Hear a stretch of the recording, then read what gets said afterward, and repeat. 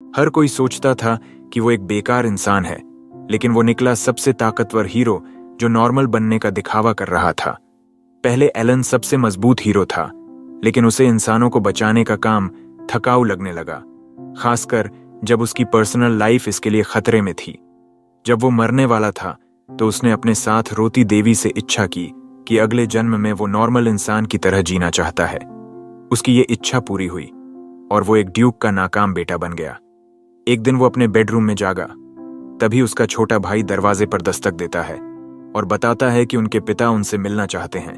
पिता तुरंत एलन की बेइज्जती करने लगते हैं, कहते हैं कि इतने सालों बाद भी वो लेवल 1 का लूजर है और उसकी स्टैट्स में कोई सुधार नहीं हुआ। ऊपर से उसे भगवान से कोई डिवाइन गिफ्ट भी नहीं मिला, जैसा कि बाकी नोबल बच्चों को मिलता है। फिर पिता उसे परिवार से निकाल देते हैं, कहते हैं कि वो उनके परिवार के लिए शर्मिंदगी का कारण है। एलन बिना परेशान हुए किले से बाहर निकल जाता है, क्योंकि वो इसी पल का इंतजार कर रहा था ताकि वो इस जिंदगी में मजे कर सके और दूसरों की चिंता न करे। लेकिन तभी उसे दूर से एक लड़की की चीख सुनाई देती है। वो देखता है कि 2 लड़कियां, टॉमबॉय नाइट बेटी और प्रिंसेस लीसा, कुछ मॉन्स्टर कुत्तों के हमले का शिकार हो रही हैं। बेटी तलवार से कुत्तों पर वार करती है, लेकिन वो टूटने के बाद भी वापस ठीक हो जाते हैं। वो लीसा को भाग जाने के लिए कहती है, लेकिन लीसा मना कर देती है और पीछे खड़ी हो जाती है। एलन दूर से अपनी मैजिक आंखों से सब देखता है और याद करता है कि बचपन में एक पार्टी में कुछ लोग उसकी बेइज्जती कर रहे थे, लेकिन लीसा ने उन्हें डांटते हुए कहा था कि कम से कम वो कोशिश तो करता है। इससे उसे लीसा की मदद करने का मन करता है। जैसे ही कमजोर वॉरियर महिला गिरती है, एक कुत्ता उसे घायल कर देता है और बेहोश कर देता है। मॉन्स्टर उसे खत्म करने वाले होते हैं, लेकिन एलन अपनी पूरी मैजिक एनर्जी जुटाता है और बिजली की रफ्तार से प्रिंसेस के सामने पहुंच जाता है। वो कुत्ते की गर्दन पकड़ लेता है। लीसा हैरान रह जाती है। एलन तीनों मॉन्स्टर पर हमला करता है, हवा में कूदता है और उन्हें स्कैन करता है। उसे पता चलता है कि इनके अंदर एक कोर है। उसकी खास पावर से वो चारों तरफ इथीरियल तलवारें बनाता है और उन्हें मॉन्स्टर कुत्तों पर फेंक देता है, जो पूरी तरह खत्म हो जाते हैं। बेटी लीसा से माफी मांगती है कि वो नाकाम रही और सोचती है कि अब उसका अंत हो गया, लेकिन एलन पास आता है और अपनी हीलिंग मैजिक से उसे पूरी तरह ठीक कर देता है। साथ ही उसका कवच भी रिपेयर कर देता है। लड़कियां दंग रह जाती हैं, क्योंकि सब जानते थे कि एलन एक बेकार इंसान है जिसके पास कोई पावर नहीं। वो उन्हें नहीं बता सकता कि ये पिछले जन्म की ताकतें हैं, लेकिन लड़कियां सोचती हैं कि ये कोई नई डिवाइन ब्लेसिंग होगी जिसके बारे में चर्च को पता नहीं। फिर एलन लीसा से पूछता है कि वो गांवों में क्या कर रही है। लीसा बताती है कि जब वो देवी से प्रार्थना कर रही थी तो उसे एक भविष्यवाणी मिली कि उसे एक दूर गांव में जाकर हीरो की मदद करनी है, और कोई डिटेल नहीं थी, इसलिए वो बेटी के साथ, जो उसकी बॉडीगार्ड और मजबूत महिला वॉरियर है, राजधानी से निकल पड़ी। लीसा फिर एलन से पूछती है कि वो यहाँ क्या कर रहा है। वो कहता है कि इस बारे में रास्ते में बात करेंगे और यात्रा शुरू करते हैं। रास्ते में वो गाड़ी को अपनी हीलिंग मैजिक से ठीक करता है। सफर के दौरान लीसा को पता चलता है कि एलन को पिता ने बेकार होने की वजह से घर से निकाल दिया। अब वो शोहरत और लोगों से दूर नॉर्मल जिंदगी जीना चाहता है। लीसा को उस पर तरस आता है और वो राजा को उसकी ताकत के बारे में बताने से मना कर देती है, भले ही ये किंगडम के लिए फायदेमंद हो। एलन उसे धन्यवाद देता है और वादा करता है कि वो तब तक लीसा के साथ रहेगा जब तक उसका काम खत्म नहीं हो जाता। कुछ देर बाद वो उस गांव में पहुंचते हैं जिसकी तलाश थी, और हैरानी की बात है कि वहां कोई मॉन्स्टर नहीं दिखते, जो बहुत अजीब है। वो गांव में घूमते हैं, लेकिन वो सूना लगता है जब तक उन्हें एक भीड़ नहीं दिखती। एक लड़की को एक बूढ़े आदमी के घर से बाहर निकाला जाता है। वो फ्लैट चेस्टेड लड़की अकीरा निकलती है, जो मौजूदा हीरो है और एलन की पिछली जिंदगी की ताकतवर तलवार रखती है। अकीरा को लीसा भी पहचानती नहीं और कहती है कि पहले उसे लंच पर ले जाएं, क्योंकि वो भूखी है। रेस्टोरेंट में खाते वक्त अकीरा बताती है कि वो गांव में घूम रही थी जब उसे एक छोटी लड़की जंगल में भागती दिखी।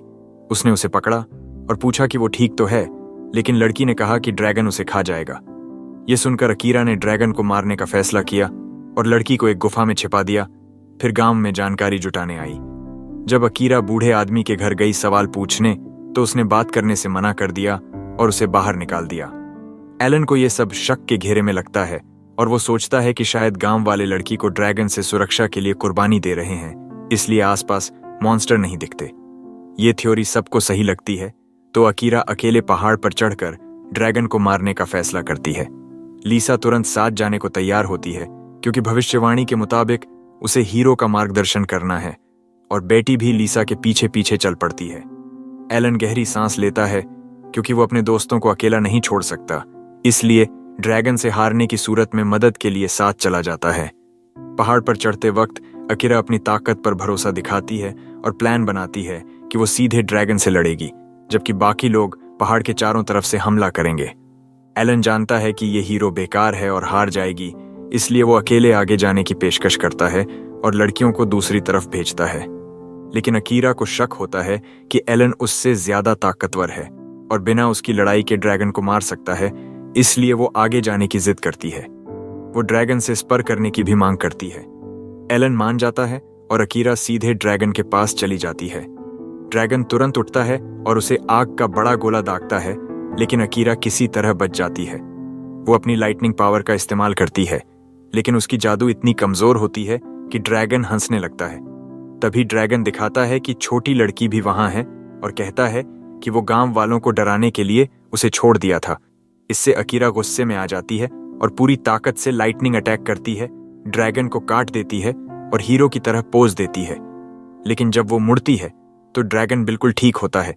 वो हंसता है और अकीरा को जोर का थप्पड़ मारकर बेहोश कर देता है। वो जमीन पर पड़ी ड्रैगन के हमले का इंतजार करती है, लेकिन एलन समय पर आता है और ड्रैगन के एक पंख को काट देता है, जिससे वो नीचे गिर जाता है। वो लड़कियों को वहां से जाने को कहता है। ड्रैगन उस पर पूरी रफ्तार से टूट पड़ता है, लेकिन एलन अपनी मैजिक अटैक से हवा में कट मारता है, जो ड्रैगन को रोक देता है। ड्रैगन हैरान रह जाता है क्योंकि वो रेड ड्रैगन किंग दुनिया का सबसे ताकतवर ड्रैगन है, लेकिन एलन उसे स्कैन करता है और आखिरी वार करने को तैयार होता है।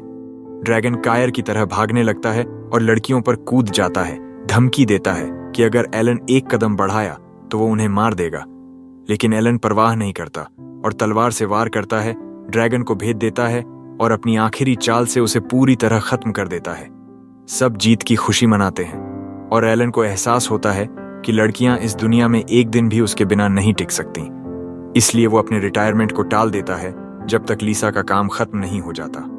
अगली सुबह वो पेड़ के नीचे जागता है और देखता है कि लीसा उसे घूर रही है। चारों तरफ नजर डालता है तो छोटी लड़की बैठी है, जबकि अकीरा और बेटी स्परिंग मैच खेल रही हैं कि कौन सबसे ताकतवर है। तभी एलन को याद आता है कि कल लीसा ने सेंट क्लास हीलिंग मैजिक से अकीरा की चोट ठीक की थी, लेकिन लीसा उसे चुप रहने को कहती है क्योंकि ये उसका राज है। एलन वादा करता है कि उसका राज उसके साथ सुरक्षित रहेगा। तभी अकीरा एलन को बुलाती है और कहती है कि वो भी उनके साथ स्परिंग करना चाहते हैं। उस दिन बाद में सब गाड़ी में तैयार होते हैं, लेकिन अकीरा अकेले चलने की जिद करती है और गाड़ी में नहीं जाना चाहती।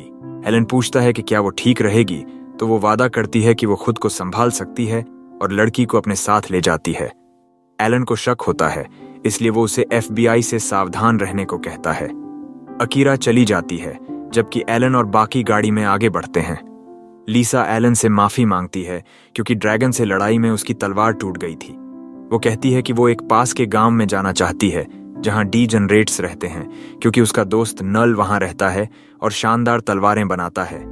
एलन कहता है कि चिंता मत करो, लेकिन गांव जाने के लिए तैयार हो जाता है। उधर एलन के घर उसके पिता और भाई कैरन बात कर रहे हैं कि उनका प्लान फेल हो गया।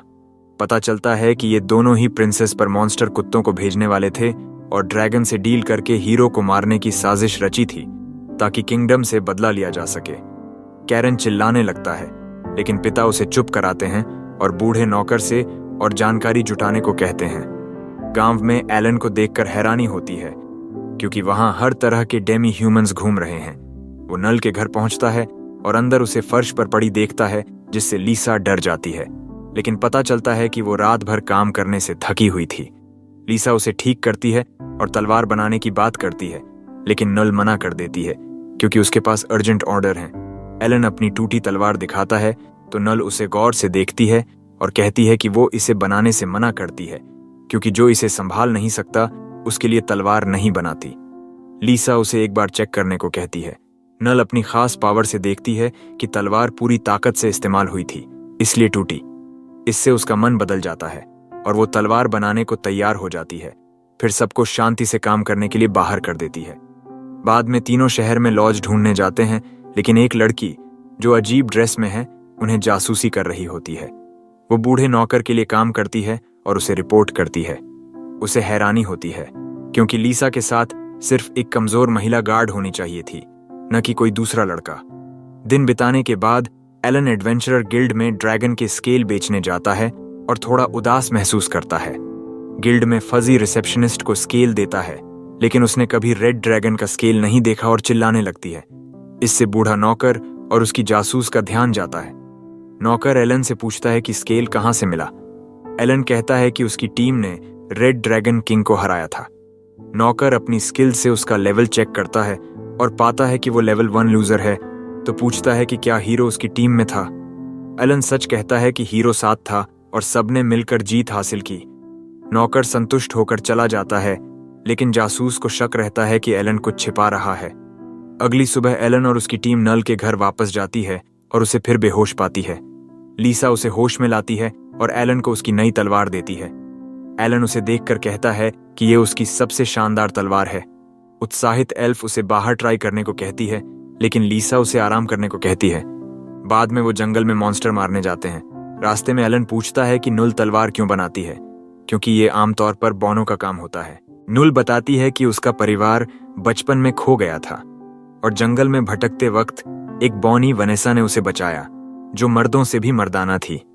वनेसा ने उसकी देखभाल की, लेकिन एक हादसे में वो हमेशा के लिए चली गई। बात पूरी करने से पहले बूढ़ा नौकर जंगल में आ जाता है और पूछता है कि क्या वो मॉन्स्टर मारने आए हैं। एलन उसे स्टॉकर की तरह पेश आने से मना करता है और वो चला जाता है। एलन आगे बढ़ता है और मॉन्स्टर को आसानी से मार देता है, लेकिन नल को मजबूत मॉन्स्टर मारने की जिद होती है और उसे जंगल में खींच लेती है। तभी एलन रुकता है, अपनी मैजिक आंखों का इस्तेमाल करता है और तलवार से मैजिक बैरियर तोड़ देता है, जिसमें एक विशाल वुल्फ टाइगर मॉन्स्टर दिखाई देता है। इससे नल को पोस्ट ट्रॉमेटिक स्ट्रेस होता है, क्योंकि ये वही मॉन्स्टर है जिसने वनेसा को मारा था। वो एलन से उसे मारने को कहती है। एलन कंफ्यूज्ड रहता है क्योंकि मॉन्स्टर शांत है और इंसानों से दूर सो रहा है। नल पुरानी यादों में खो जाती है, जब वनेसा ने उसकी परवाह नहीं की थी और सिर्फ तलवार बनाती रहती थी। वो उदास होकर मॉन्स्टर पर हमला करने की कोशिश करती है, लेकिन एलन उसे रोकता है क्योंकि मॉन्स्टर पर प्रोटेक्टिव स्पेल है। वो कहता है कि इसके लिए सेक्रेट तलवार चाहिए, लेकिन नल का दावा है कि उसकी तलवार काफी है। एलन कहता है कि उसकी तलवार सेक्रेट लेवल की नहीं और मॉन्स्टर पर असर नहीं करेगी, फिर चला जाता है। शाम को एलन शहर लौटता है और लीसा बेटी को सारी बात बताता है। लीसा को समझ नहीं आता कि इतना बड़ा मॉन्स्टर जंगल में शांत क्यों है। एलन शक जताता है कि किसी ने जानबूझकर उसे वहां लाया होगा, क्योंकि बैरियर से वो अदृश्य था। वो लीसा से पूछता है कि असली वजह क्या थी, क्योंकि वो सिर्फ तलवार बनाने के लिए नहीं आई। लीसा शर्माते हुए बताती है कि वो जनरल की हत्या की जांच के लिए आई थी। जनरल एक नेक इंसान था, लेकिन एक दिन उसका सिर काटकर घर में मारा गया, बिना किसी सबूत के। बेटी को शक है कि ये किसी डीमोन का काम हो सकता है, लेकिन वजह समझ नहीं आती।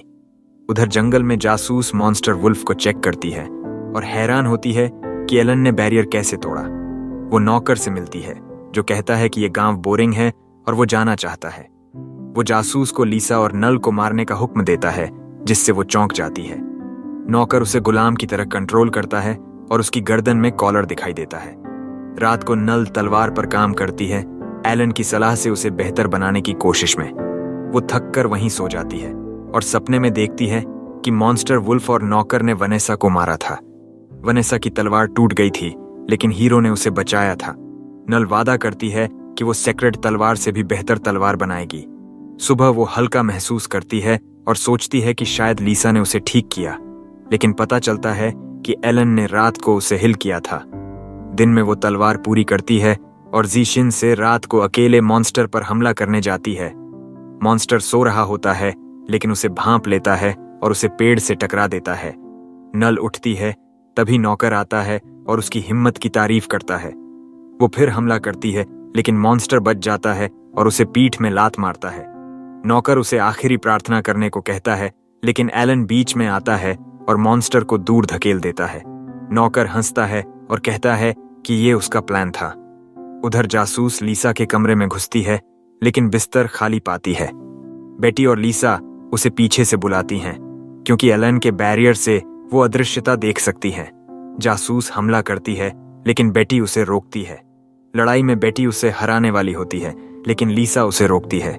जासूस लीसा को पकड़ लेती है, लेकिन मारने से पहले रुक जाती है। लीसा समझ जाती है कि वो मजबूरी में लड़ रही है। बेटी उसे सिर पर वार करके बेहोश कर देती है। उधर नौकर मॉन्स्टर को नल और एलन पर भेजता है, लेकिन एलन उसे आसानी से काट देता है और मॉन्स्टर मर जाता है। नौकर डर कर भाग जाता है।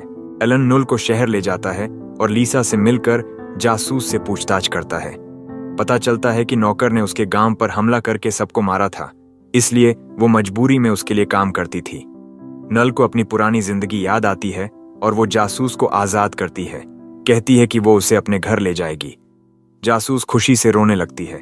एलन अभी खत्म नहीं हुआ और नौकर को हमेशा के लिए खत्म करना चाहता है। वो जंगल में अकेले जाता है और अपनी खास चाल से नौकर को ढूंढता है, लेकिन पता चलता है कि एक डीमॉन ने नौकर को मार दिया था और चला गया। ये ऑर्डर एलन के पिता ने दिया था, जो डीमॉन को हायर करके जनरल की हत्या भी करवाया था। पिता डीमॉन से हीरो और प्रिंसेस को भी मारने को कहता है, लेकिन एलन बीच में आता है और कहता है कि वो खुद प्रिंसेस की टीम से निपटेगा। उधर एलन और उसकी टीम नल के वर्कशॉप में हैं और जनरल की हत्या के सुराग ढूंढ रही है, लेकिन कुछ नहीं मिलता। नल अचानक एक कहानी सुनाती है कि पास के गांव में रात को सिल्वर आर्मर वाला भूत कब्रिस्तान में दिखता है। बेटी डर जाती है क्योंकि उसे भूतों से डर लगता है। सब उसे चिढ़ाते हैं, लेकिन लीसा जांच करने का फैसला करती है। एलन भी मान जाता है क्योंकि डीमॉन मरे हुए को जिंदा कर सकते हैं और सुराग मिल सकते हैं। शाम को वो गांव पहुंचते हैं और लोग हैलोवीन की तैयारी में व्यस्त हैं। लीसा गांव वालों से पूछती है कि क्या उन्होंने सिल्वर आर्मर वाला भूत देखा, लेकिन जवाब नकारात्मक होता है। एलन कहता है कि कब्रिस्तान चेक करना चाहिए। वहां कुछ नहीं मिलता, लेकिन बेटी सावधान रहती है। पत्तों की सरसराहट सुनकर वो मुड़ती है, लेकिन सिर्फ एक सफेद आंखों वाला आदमी दिखता है। वो उसे फॉलो करते हैं और गांव के चीफ के घर पहुंचते हैं। चीफ कहता है कि उसने ऐसा भूत नहीं देखा, लेकिन 2 दिन के लिए फेस्टिवल में रुकने का न्योता देता है। एलन तुरंत मान जाता है और चीफ उनकी रहने की व्यवस्था करता है। लीसा अपने कमरे में सोती है। वह अपने बचपन के सपने देखती है, जिसमें उसका चाचा, जो एक नाइट था और उसका बॉडीगार्ड था, दिखाई देता है। उसे अपने चाचा से बहुत प्यार था और वह भी उसे बहुत चाहते थे।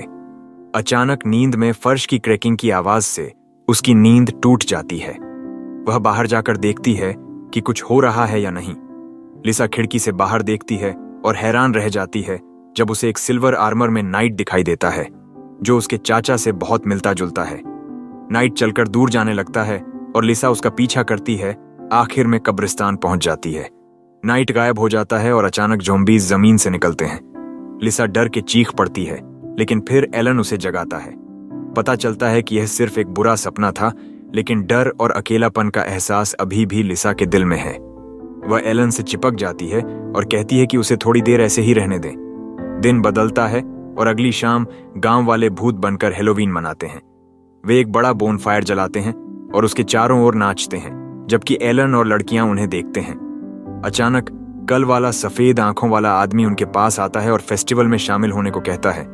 लिसा कहती है कि वह थकी है, इसलिए आराम करेगी, लेकिन बेट्टी और एलन से फेस्टिवल एंजॉय करने को कहती है। एलन को गांव में कुछ गड़बड़ का शक होता है, तो वह अपनी मैजिक आंखों से जल्दी सबको स्कैन करता है।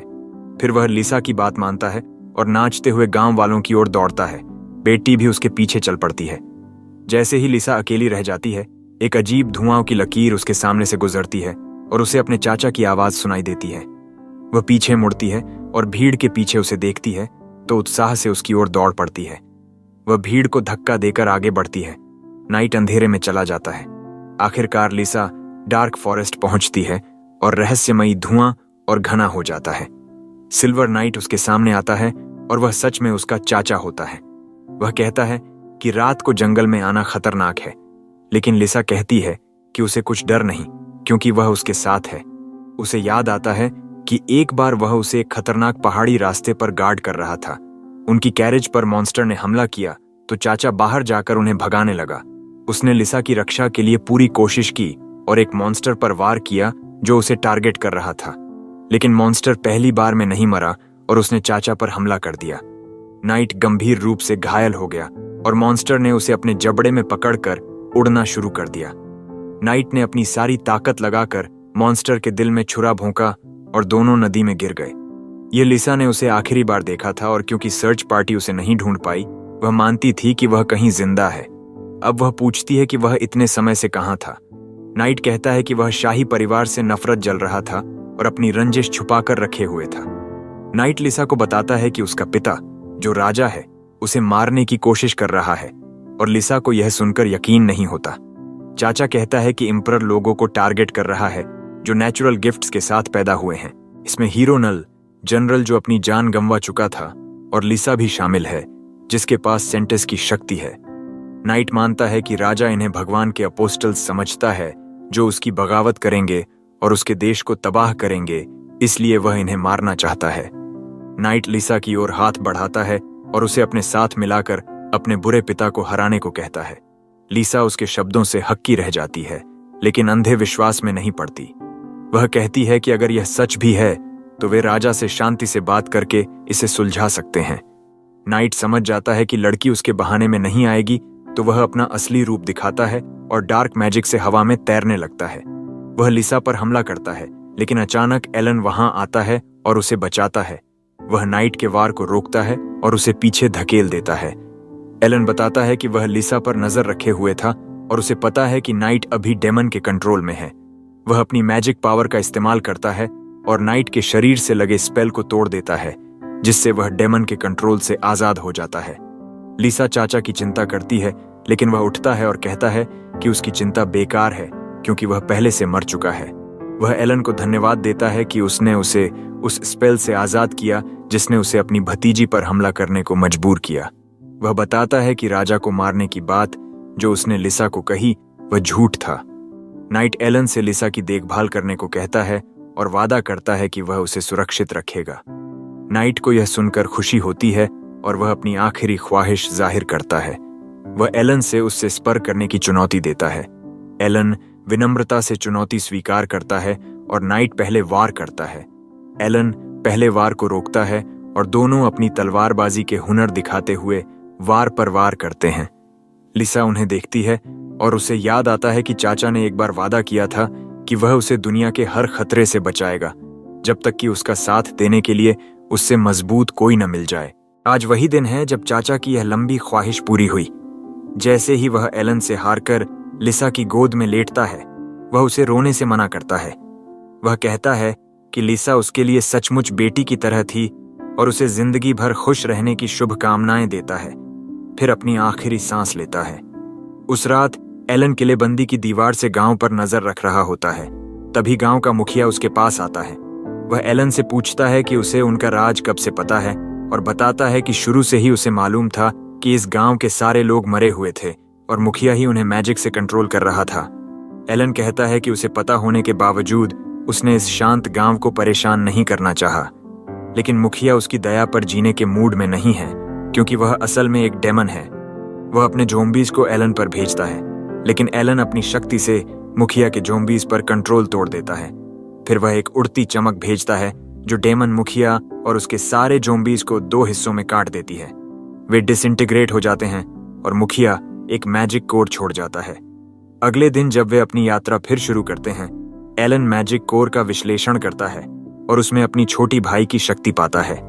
वह मानता है कि उसका छोटा भाई ब्रेट लिसा के चाचा और जनरल की मौत के पीछे था, लेकिन अचानक लिसा को एक सिपाही का मैसेज मिलता है कि मरा हुआ समझा जाने वाला जनरल अचानक लौट आया है और कोई इस खबर पर यकीन नहीं कर पा रहा।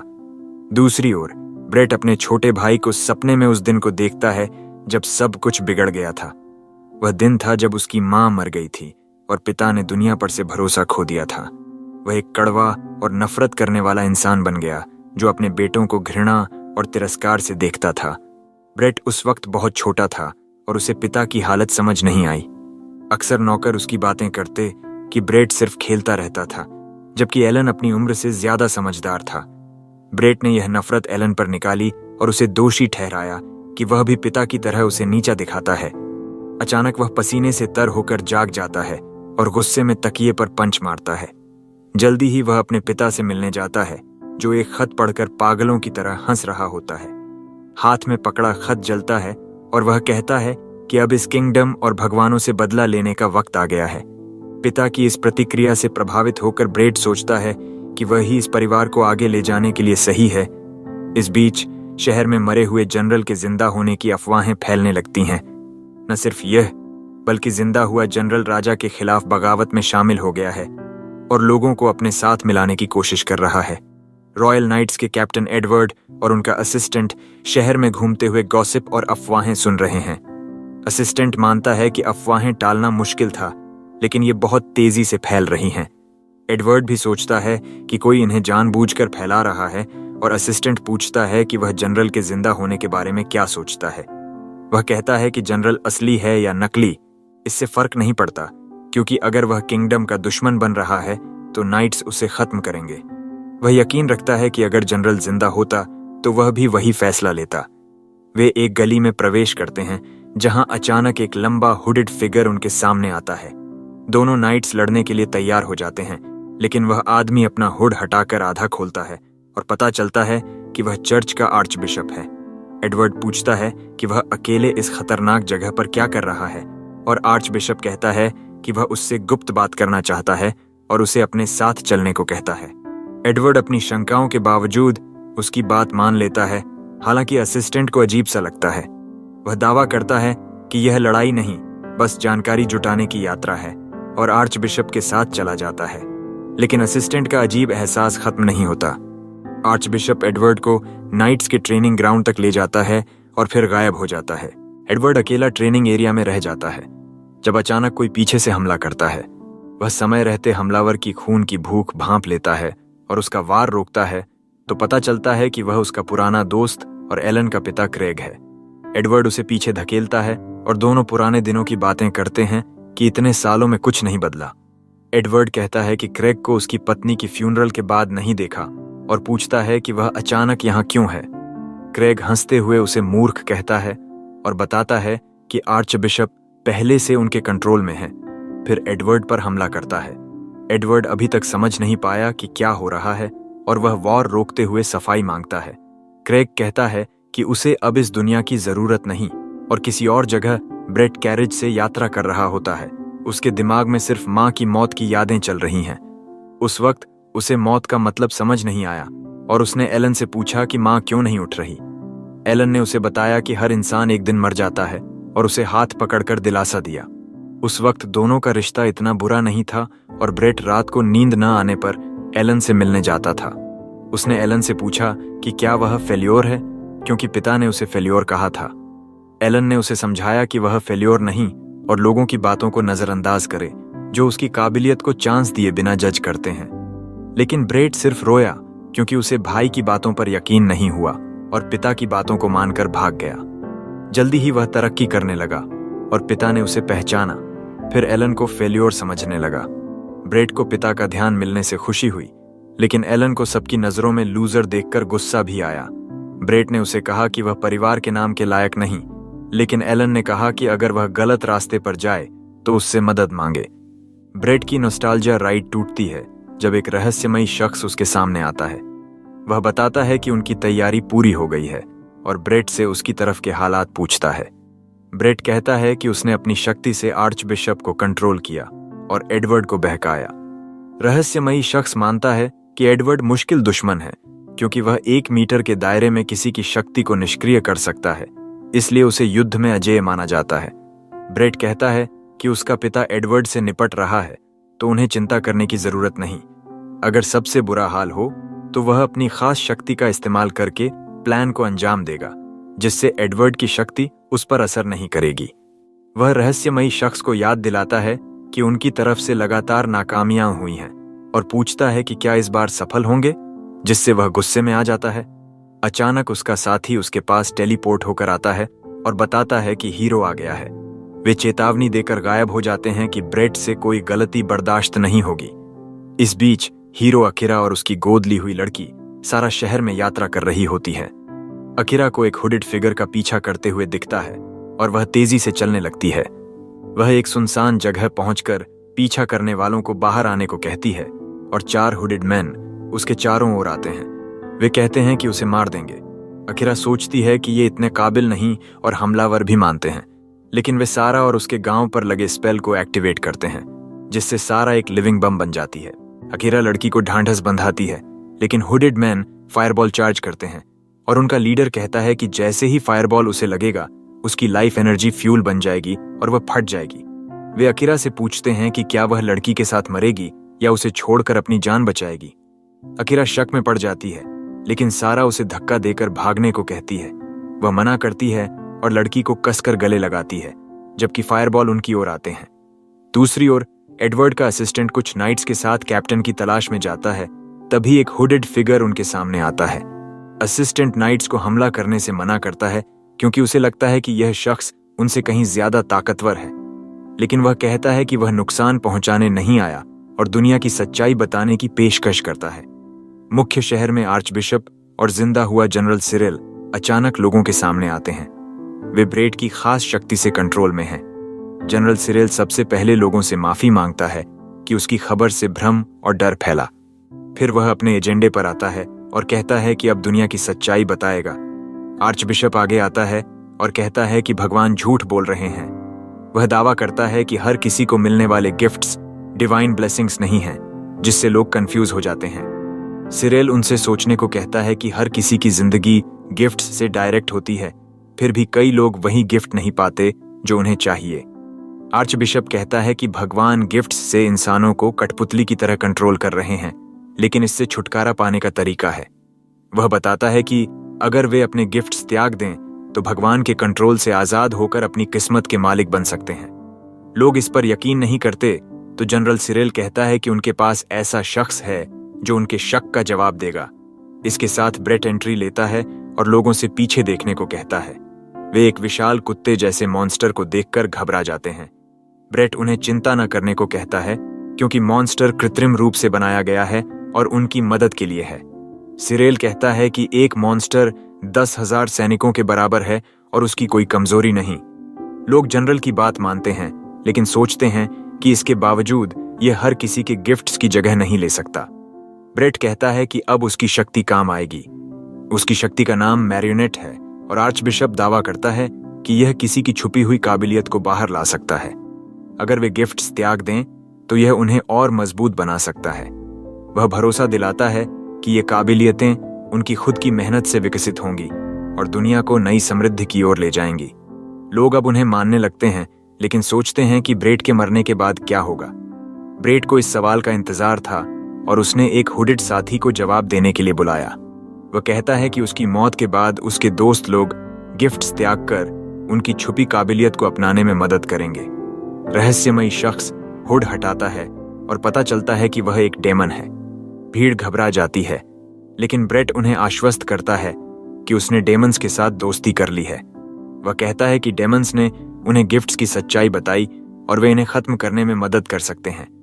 वह लोगों से कहता है कि गिफ्ट्स के बिना भी अच्छी जिंदगी जी सकते हैं और वे तालियां बजाकर उसकी बात मान लेते हैं। ब्रेट उनकी तारीफ में मग्न होता है और सोचता है कि सबको उसकी जरूरत है। इस बीच एडवर्ड और क्रेग की जंग खत्म होने को है और नाइट कैप्टन हार रहा है। उसे यकीन है कि उसने क्रेग की शक्ति निष्क्रिय कर दी, लेकिन वह बिना शक्ति के भी बहुत ताकतवर है। अचानक उसे समझ आता है कि उसकी ताकत का स्रोत उसकी शक्ति नहीं बल्कि उसका लेवल है, जिसकी पुष्टि क्रेग करता है। वह कहता है कि लेवल बढ़ाकर इंसान की सीमाओं को पार किया जा सकता है और भगवानों को भी मारा जा सकता है। एडवर्ड जल्दी ही बेबस हो जाता है और क्रेग उसकी ओर तलवार तान देता है। अचानक एक हुडेड शख्स एरेना में आता है।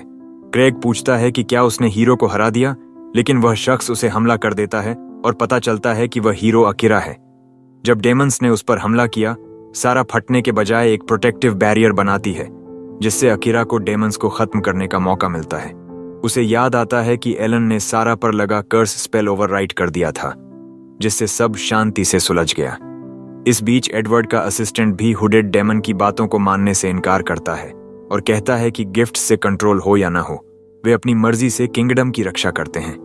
वह और उसके आदमी तलवारें निकालते हैं, लेकिन डेमन गायब हो जाता है और नाइट्स को एक एक करके शिकार करने लगता है।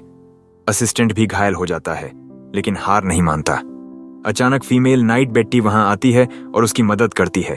शहर के चौराहे पर ब्रेट लोगों की तारीफ में मग्न है, जब अचानक उसे एक परिचित आवाज सुनाई देती है जो पूछती है कि क्या वह मजा ले रहा है। वह आगे देखता है और पाता है कि एलन यहाँ है, जिससे उसका सारा गुस्सा फूट पड़ता है। वह अपने भाई से लड़ने की तैयारी करता है। एलन एक छोटा होलोग्राफिक प्रोजेक्टर निकालता है जो बेट्टी और डेमन की जंग दिखाता है। बेट्टी डेमन से पूछती है कि क्या वे वेस्टफील्ड फैमिली के साथ मिलकर जनरल सिरेल और प्रिंसेस लिसा की हत्या की साजिश रच रहे थे। डेमन हाँ कहता है और बेट्टी उसका मकसद पूछती है। डेमन को भरोसा है कि वह जीत जाएगा, तो वह अपना प्लान बताता है, बिना यह जाने कि लोवी वहां एक डिवाइस के साथ है जो उसकी बातें एलन तक रियल टाइम में भेज रही है। डेमन कहता है कि जनरल और लिसा जैसे ताकतवर गिफ्ट वाले लोग उनके प्लान में रुकावट हैं। यह मैसेज शहर के सारे लोगों तक पहुंचता है और ब्रेड घबरा जाता है। उसे एहसास होता है कि उसका प्लान बेनकाब हो गया और वह एलन पर गुस्सा निकालता है कि वह उसके रास्ते में बाधा न बने। लोग यह सुनते हैं और ब्रेड को लगता है कि उसने गलती कर दी। अचानक प्रिंसेस लिसा सामने आती है और कहती है कि उसकी जान लेने की कोशिश हुई थी और एक कृत्रिम मॉन्स्टर ने हमला किया था। लोग उसे मान लेते हैं और ब्रेड पागल की तरह हंसने लगता है। वह एलन से कहता है कि जो होने जा रहा है उसके लिए उसे दोषी न ठहराए। वह अपनी मैरियोनेट शक्ति से नाइट्स को कंट्रोल करता है और उन्हें लोगों पर हमला करने को कहता है, लेकिन एलन पहले ही स्ट्रिंग्स तोड़ देता है। आर्च बिशप और जनरल भी बेहोश हो जाते हैं क्योंकि ब्रेड की शक्ति का असर खत्म हो जाता है। वह गुस्से से चीखता है और अपने कृत्रिम मॉन्स्टरों को छोड़ देता है। लोग घबराने लगते हैं और लिसा उन्हें सुरक्षित जगह पर ले जाने का इंतजाम करती है। एलन अपने भाई को देखता है और सोचता है कि अगर उसने उसे बेहतर तरीके से पाला होता तो वह ऐसा नहीं होता, लेकिन अतीत को देखते हुए उसे यकीन है कि ब्रेड ने उसकी हर मदद ठुकरा दी। अब वह उसे एक लाइलाज विलन बनने से बचाने का फैसला करता है। ब्रेड उसे फेल्योर कहता हुआ उस पर कूदता है और स्ट्रिंग्स फेंकता है। एलन आसानी से उन्हें पकड़ता है, भाई को अपनी ओर खींचता है और एक ही पंच से उसे बेहोश कर देता है। इस बीच लिसा एक रोते बच्चे को ढांढस बंधाती है और एलन उसे इवैक्यूएशन और बाकी चीजों का जिम्मा देता है। वह अपने पिता के बुरे इरादों को रोकना चाहता है, लेकिन लिसा को डर है कि यह उसके लिए भावनात्मक रूप से मुश्किल होगा। एलन को पिता की ठंडी सलूक की याद आती है, फिर भी वह उसके बुरे काम रोकना चाहता है। दूसरी ओर बेट्टी सड़कों पर डेमन से लड़ रही है। असिस्टेंट के लिए यह जंग कंफ्यूजिंग है क्योंकि उसे सिर्फ चिंगारियां दिखती हैं। बेट्टी लोवी की मदद से इनविजिबल हो जाती है, जिससे डेमन उसे नहीं देख पाता। डेमन समझ जाता है कि वह हार रहा है तो पीछे हटने की सोचता है। लोवी उसे भांप लेती है और एक छुरा फेंकती है। बेट्टी तुरंत वार करती है और डेमन के दिल में घातक वार करती है। डेमन डिसइंटीग्रेट हो जाता है और असिस्टेंट कैप्टन बेट्टी के सामने घुटनों के बल बैठकर धन्यवाद देता है। वह कहती है कि अभी काम बाकी है क्योंकि डेमन्स पूरे शहर पर एक साथ हमला कर रहे हैं। वह लड़ने में सक्षम सभी से नागरिकों को बचाने को कहती है और असिस्टेंट जान की बाजी लगाकर भी सबको बचाने की कसम खाता है। अचानक एनाइल वहां आता है और उन्हें अच्छे हथियार देता है। दूसरी ओर हीरो अकिरा और कैप्टन एडवर्ड क्रेग का सामना कर रहे हैं, जो दोनों को कोने में धकेल दिया है। वह एक तेज डार्क ऑनरा छोड़ रहा है और अकिरा को लगता है कि वह उनकी हर चाल भांप रहा है। एडवर्ड बताता है कि क्रेग की शक्ति का नाम अंडरटेकर है, जो उसे कई संभावित भविष्य दिखाती है, लेकिन यह बहुत फोकस और शरीर पर जोर डालती है। एडवर्ड क्रेग से कहता है कि उसकी पत्नी नहीं चाहती कि वह ताकत के लिए ऐसा करे। क्रेग कहता है कि उसने अपनी पत्नी की मौत को बार बार देखा और कुछ भी करने पर वह नहीं बदली। वह बेबस और हताश हो गया था और सोचा कि उसकी जिंदगी भगवानों की कठपुतली थी। क्रेग खून के आंसू बहाता है और कहता है कि उसकी पत्नी मरियल की शक्ति का नाम सेक्रेड मदर था, जो उसे दुनिया बचाने वाले हीरो को जन्म देने वाली थी, लेकिन उसने एक फेलियर जैसे एलन को जन्म दिया जो गिफ्ट तक नहीं पाया। वह गुस्से से लाल बिजली छोड़ता है और पूछता है कि अगर उसकी पत्नी का गिफ्ट और मौत का मकसद यह था तो क्या फायदा। अब वह सारे गिफ्ट्स और भगवानों को मिटाने का इरादा रखता है। लाल बिजली गायब हो जाती है और डार्क ऑनरा फिर से क्रेग को घेर लेता है। अकिरा कहती है कि वह इतना लंबा भाषण क्यों दे रहा है, जब सच्चाई यह है कि वह पत्नी की मौत से उबर नहीं पाया। क्रेग मानता है कि वह सही है और अचानक अपनी लाइफ फोर्स को ताकत में बदलने लगता है। वह अकिरा पर डार्क मैजिक बीम फेंकता है, जो बिजली के वार से काउंटर करती है और दोनों बराबरी पर होते हैं। लेकिन क्रेग और ताकत लगाता है और अकिरा को पीछे धकेल देता है। वह दीवार से टकराती है और बेहोश हो जाती है। सिर्फ एडवर्ड ही क्रेग का सामना करता है। एडवर्ड समझ जाता है कि क्रेग डेमन की शक्ति का इस्तेमाल कर रहा है और उसे रोकने को कहता है। वरना वह खुद को खो देगा। क्रेग उसकी बात की परवाह नहीं करता और उसे डार्क बीम से हमला करता है। एडवर्ड को अंधेरा, घुटन और निगलता हुआ लगता है। फिर वह एक दुनिया में पहुंचता है जहां क्रेग की दर्द भरी यादें काले बुलबुले की तरह समुद्र से उठ रही हैं। वह रोने लगता है और दोस्त से माफी मांगता है कि उसे उसका दर्द समझ नहीं आया। अचानक क्रेग का डार्क ऑनरा गायब हो जाता है। एडवर्ड सोचता है कि दोस्ती की शक्ति से उसे बचा लिया, लेकिन क्रेग उसे दिल में छुरा भोंक देता है। वह मर जाता है और अकीरा यह देखकर हैरान रह जाती है। वह क्रेग पर चीखती है कि उसका दोस्त आखिरी वक्त तक उसे सोच रहा था, लेकिन उसे अब इसकी परवाह नहीं। वह कहता है कि अब उसकी बारी है और अकीरा पर डार्क बीम फेंकता है। अकीरा आफ्टर लाइफ के लिए तैयार हो जाती है, लेकिन वार उसे नहीं लगता। आंख खोलने पर वह एलन को अपने सामने पाती है और क्रेग को गुस्सा आता है कि उसका फेल्योर बेटा यहाँ रुकावट बन रहा है। एलन कहता है कि उसे भी कोई और यह काम करता देखना पसंद था। क्रेग डार्क ऑनरा जमा करता है और कहता है कि उसका बेटा हमेशा उसकी नजर में खटकता है। वह डार्क बीम फेंकता है, लेकिन एलन उसे आसानी से रोक लेता है। क्रेग हैरान रह जाता है क्योंकि उसका वार नफरत से भरा था और उसे लगता है कि यह इतनी आसानी से नहीं रुकना चाहिए। वह पूछता है कि एलन आखिर है कौन, और वह कहता है कि वह एक फेल्योर है, लेकिन फिर भी कुछ लोगों को नहीं छोड़ सकता। उसे लगता है कि माँ भी यही चाहती कि वह सबकी मदद करे। एलन एक रेडिएंट ऑरा छोड़ता है, लेकिन क्रेग अपने गुस्से को और बढ़ाता है और एलन से कहता है कि वो अपनी माँ का नाम न ले। उसका नफरत और अंधेरा उसके शरीर को हावी होने लगता है और वो एलन की तरफ एक तेज अंधेरे की किरण छोड़ता है, जिसे एलन को रोकना मुश्किल हो जाता है। अचानक एलन अपने पिता के दुख के समुद्र में खुद को पाता है और उसकी गहरी निराशा को महसूस करता है। वो अपनी माँ की मौत और उनके अंतिम संस्कार की यादें देखता है, साथ ही अपनी जन्म की यादें भी। पहली बार एलन को एहसास होता है कि उसके माता पिता एक दूसरे से कितना प्यार करते थे, लेकिन इसके बावजूद वो अपने पिता को दुनिया को तबाह करने नहीं देगा। वो अपनी पूरी ताकत निकालता है और चारों तरफ के अंधेरे को खत्म कर देता है। फिर वो अपना खास हमला इस्तेमाल करता है और कई अलौकिक तलवारें बुलाता है जो क्रेग की तरफ दौड़ती हैं। क्रेग को इस ताकतवर हमले का सीधा झटका लगता है, लेकिन पहले तो वो बिल्कुल ठीक लगता है। फिर अचानक वो कांपने लगता है और गंभीर चोट उसे घुटनों के बल ला देती है। वो अपनी टूटी तलवार पर खून उगलता है और एलन को चिल्लाकर असफल कहता है। वो अपनी ताकत को ओवरड्राइव मोड में ले जाता है और एक साथ सारी ताकत 6 DH देता है, जिससे उसके चारों तरफ एक आंधी बन जाती है। उसकी ताकत से आसमान में काले बादल बनते हैं जो पूरे आसमान को ढक लेते हैं। शहर अंधेरा हो जाता है और लोग दहशत में आते हैं, दुनिया के खत्म होने का अंदेशा करते हैं। लेकिन लियास सबको शांत रहने और एलन पर भरोसा करने को कहती है। ट्रेनिंग एरिना में क्रेग अभी भी अनियंत्रित अंधेरे की ऊर्जा छोड़ देच रहा है और अकीरा कहता है कि ये इंसानी ताकत से परे है। एलन कहता है कि अब उसके पास अपने पिता को रोकने के सिवा कोई चारा नहीं है। वो धीरे धीरे अपनी पूरी ताकत निकालता है और अपना अल्टीमेट अटैक फ्लैश यूज करता है, जिससे उसका पूरा शरीर जादुई ऊर्जा से ढक जाता है। उसका तेज हमला आंधी से टकराता है और अंधेरे की बूंदें हर तरफ बिखर जाती हैं। एलन अपने पिता की रक्षा को तोड़ डिसता रहता है जब अचानक आंधी से काले टेंटिकल्स निकलते हैं और उसे पकड़ DH लेते हैं। वो अपने पिता के दिमाग में पहुंच जाता है, जहां सिर्फ एक काला गोला दिखाई देता है। उसे गोले से कराहने की आवाजें सुनाई देती हैं और वो समझ जाता है कि ये उसका पिता है, जो अपने गुस्से का बंधक बना हुआ है।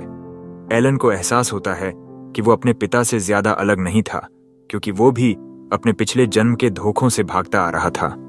किसी तरह वो समझ सकता है कि नकारात्मक भावनाओं का बंधक बनना कैसा लगता है, इसलिए वो अपने पिता को आजाद करने का फैसला करता है। वो काले गोले को तलवार से भेदता है और अचानक उसके सामने एक चमकता हुआ प्रकाश का खंभा दिखाई देता है।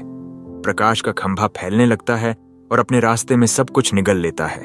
इसके साथ ही असल दुनिया में क्रेग के चारों तरफ का अंधेरा कम हो जाता है। फिर हरे प्रकाश के साथ वो फिर से दिखाई देता है, लेकिन बुरी तरह घायल। एक चमकता हुआ तितली उसकी तरफ आती है और जैसे ही वो उसके हाथ पर बैठती है, क्रेग का शरीर टूटने लगता है और वो धीरे धीरे खत्म हो जाता है। क्रेग आखिरी बार अपनी पत्नी का नाम लेते हुए रोता है और स्वीकार करता है कि उसका असफल बेटा आखिरकार अपनी मंजिल को कबूल कर लिया। फिर मिस्टिक तितली उसे आफ्टर लाइफ की तरफ ले जाती है। कुछ समय बाद एलन राजा से मिलने जाता है, जो उसे हाल की जंग में उनकी बढ़ी सेवा के लिए वेस्टफील्ड का ड्यूक बनाता है। लेकिन एलन सम्मान के साथ इनाम ठुकरा देता है और राजा इसे मान लेता है। वो अपने ऑफिस की तरफ लौटता है, जहां उसका सहायक पूछता है कि क्या वो सच में लड़के को जाने देना चाहता है। राजा को लियास की याद आती है जब वो छोटी थी और एलन के बारे में उत्साह से बताती थी। वो सोचता है कि लड़के ने देश और उसकी प्यारी बेटी को बचाया तो ये उसका कर्ज चुकाना है। इधर एलन नोल और लोली के साथ जाने की तैयारी कर रहा होता है। तभी लियास दौड़ती हुई आती है और उनसे साथ चलने की जिद करती है। सब हैरान होते हैं क्योंकि एक राजकुमारी को बिना वजह महल से बाहर नहीं जाना चाहिए, लेकिन लियास बताती है कि अब वो लियास वेस्टफेल्ड है और उस इलाके की देखभाल करेगी। एलन को उसे साथ लेने के सिवा चारा नहीं रहता। फिर नोल बेटी के बारे में पूछती है और लियास कहती है कि वो शाही परिवार की गार्ड है, लेकिन अब वो शाही परिवार का हिस्सा नहीं है तो उसे सेवा नहीं कर सकती। फिर भी बेटी कोशिश कर रही है कि कोई रास्ता निकले। एलन पूछता है कि क्या वो बिना बेटी के ठीक रहेगी, तो लियास कहती है कि एलन के साथ होने से उसे ज्यादा सुरक्षित लगता है। इसके बाद वो सब गाड़ी में बैठते हैं और नई जिंदगी की तरफ रवाना होते हैं, लेकिन उन्हें पता नहीं कि इस दुनिया में एक और शख्स है जिसके पास एलन जैसे पावर हैं और वो उसे जानती भी है। वो सोचती है कि आखिर वो इस दुनिया में क्यों फिर से पैदा हुआ और जल्दी ही ये पता करने की ठान लेती है। उधर एलन को अपने पिछले जन्म का सपना आता है जिसमें एक पंखों वाली परी उसे माफी मांगती है। वो रोते हुए कहती है कि उसने उसे हीरो नहीं बनाया क्योंकि उसे ऐसा अंत नहीं चाहिए था। वो उसे दुनिया बचाने के लिए धन्यवाद देती है और पूछती है कि उसकी आखिरी ख्वाहिश क्या है। एलन सपने से जागता है और नीचे जाता है जहां लियास उसके लिए नाश्ता तैयार कर रही होती है। जैसे ही वो बैठता है, नोल वहां स्कैंटिली कपड़े में आती है और लियास घबरा जाती है। एलन उसे कहता है कि कम से कम कुछ पहन कर आए, तो नोल पलक मारते हुए कहती है कि उसने उसे इससे भी कमजोर हालत में देखा है। लियास और परेशान हो जाती है और एलन से जवाब मांगती है। वो सब बैठकर खाना खाते हैं और एलन समझाता है कि नोल का वर्कशॉप बहुत गर्म था, इसलिए उसने कुछ कपड़े उतार दिए थे और बस इतना ही था। फिर नोल उसे याद दिलाती है कि उसे कुछ नए हथियार टेस्ट करने में मदद करनी है। लियास कहती है कि उसे कुछ कागजी काम में भी मदद करनी है जिसका वादा उसने पहले कर दिया था। लोली को भी उसने नाप लेने का वादा किया था और एलन घबरा जाता है क्योंकि वो ये सब भूल गया था। अचानक एक कुत्ते की कान वाली लड़की एडवेंचरर्स गिल्ड से आती है क्योंकि उसके लिए ढेर सारे रिक्वेस्ट हैं। वो उसे खींच कर ले जाने लगती है, लेकिन लियास और बाकी उसे रोकते हैं। सब एक दूसरे से झगड़ने लगते हैं कि एलन के साथ वक्त बिताने का हक किसका है और वो इस ध्यान से शर्मिंदा हो जाता है। वो सब कुछ कर लेता है लेकिन थकान से परेशान हो जाता है। बाद में वो सबको बताता है कि वो पास के एम्पायर में घूमने जा रहा है और अगर रास्ते में अच्छी जगह मिली तो वहीं बस जाएगा। लियास इससे खुश नहीं होती, जबकि नोल लोली को विक्टर एम्पायर के बारे में बताती है जो एक ताकतवर देश है और उनके किंगडम के साथ दोस्ताना रिश्ता रखता है। वो वहां के कई ड्वार्फ स्मिथ्स के लिए मशहूर है और नोल एलन के साथ वहां जाने का फैसला करती है। लोली भी साथ चलने की जिद करती है और नोल एलन को मानने के लिए मना लेती है, लेकिन लियास को ड्यूक की जिम्मेदारी संभालनी है तो उसे पीछे रहना पड़ता है। वो बेटी को बुलाती है और काम उसे थमा देती है ताकि वो भी एलन के साथ जा सके। रास्ते में नोल पूछती है कि क्या उसे ड्यूक छोड़कर चलना ठीक है, तो लियास कहती है कि उसे एम्पायर जाकर कुछ चीजें कंफर्म करनी है। हालांकि एम्पायर उनके साथ दोस्ताना है, लेकिन सम्राट महत्वाकांक्षी है और कुछ महीने पहले अराजकता में हमला कर सकता था, लेकिन उसने कुछ नहीं किया, तो वो जानना चाहती है कि वो क्या प्लान कर रहे हैं। नई डचेस के तौर पर उसे ये करना जरूरी है। जल्दी ही उनकी गाड़ी एक खुरदरी पहाड़ी सड़क से गुजरती है और नोल शिकायत करती है कि क्या स्मूदर रास्ता नहीं ले सकते। अचानक एलन गाड़ी रोकता है क्योंकि उसे आगे सैंड वुल्फ्स दिखाई देते हैं। नोल और लोली बताते हैं कि ये जंगली जानवर कितने खतरनाक हैं, लेकिन एलन तुरंत उन पर टूट पड़ डेचता है और कुछ सेकंड में उन्हें खत्म कर देता है। वो गाड़ी पर वापस आता है, लेकिन उसे शक होता है कि कहीं ये सैंड वुल्फ्स किसी ने जानबूझकर भेजे हों।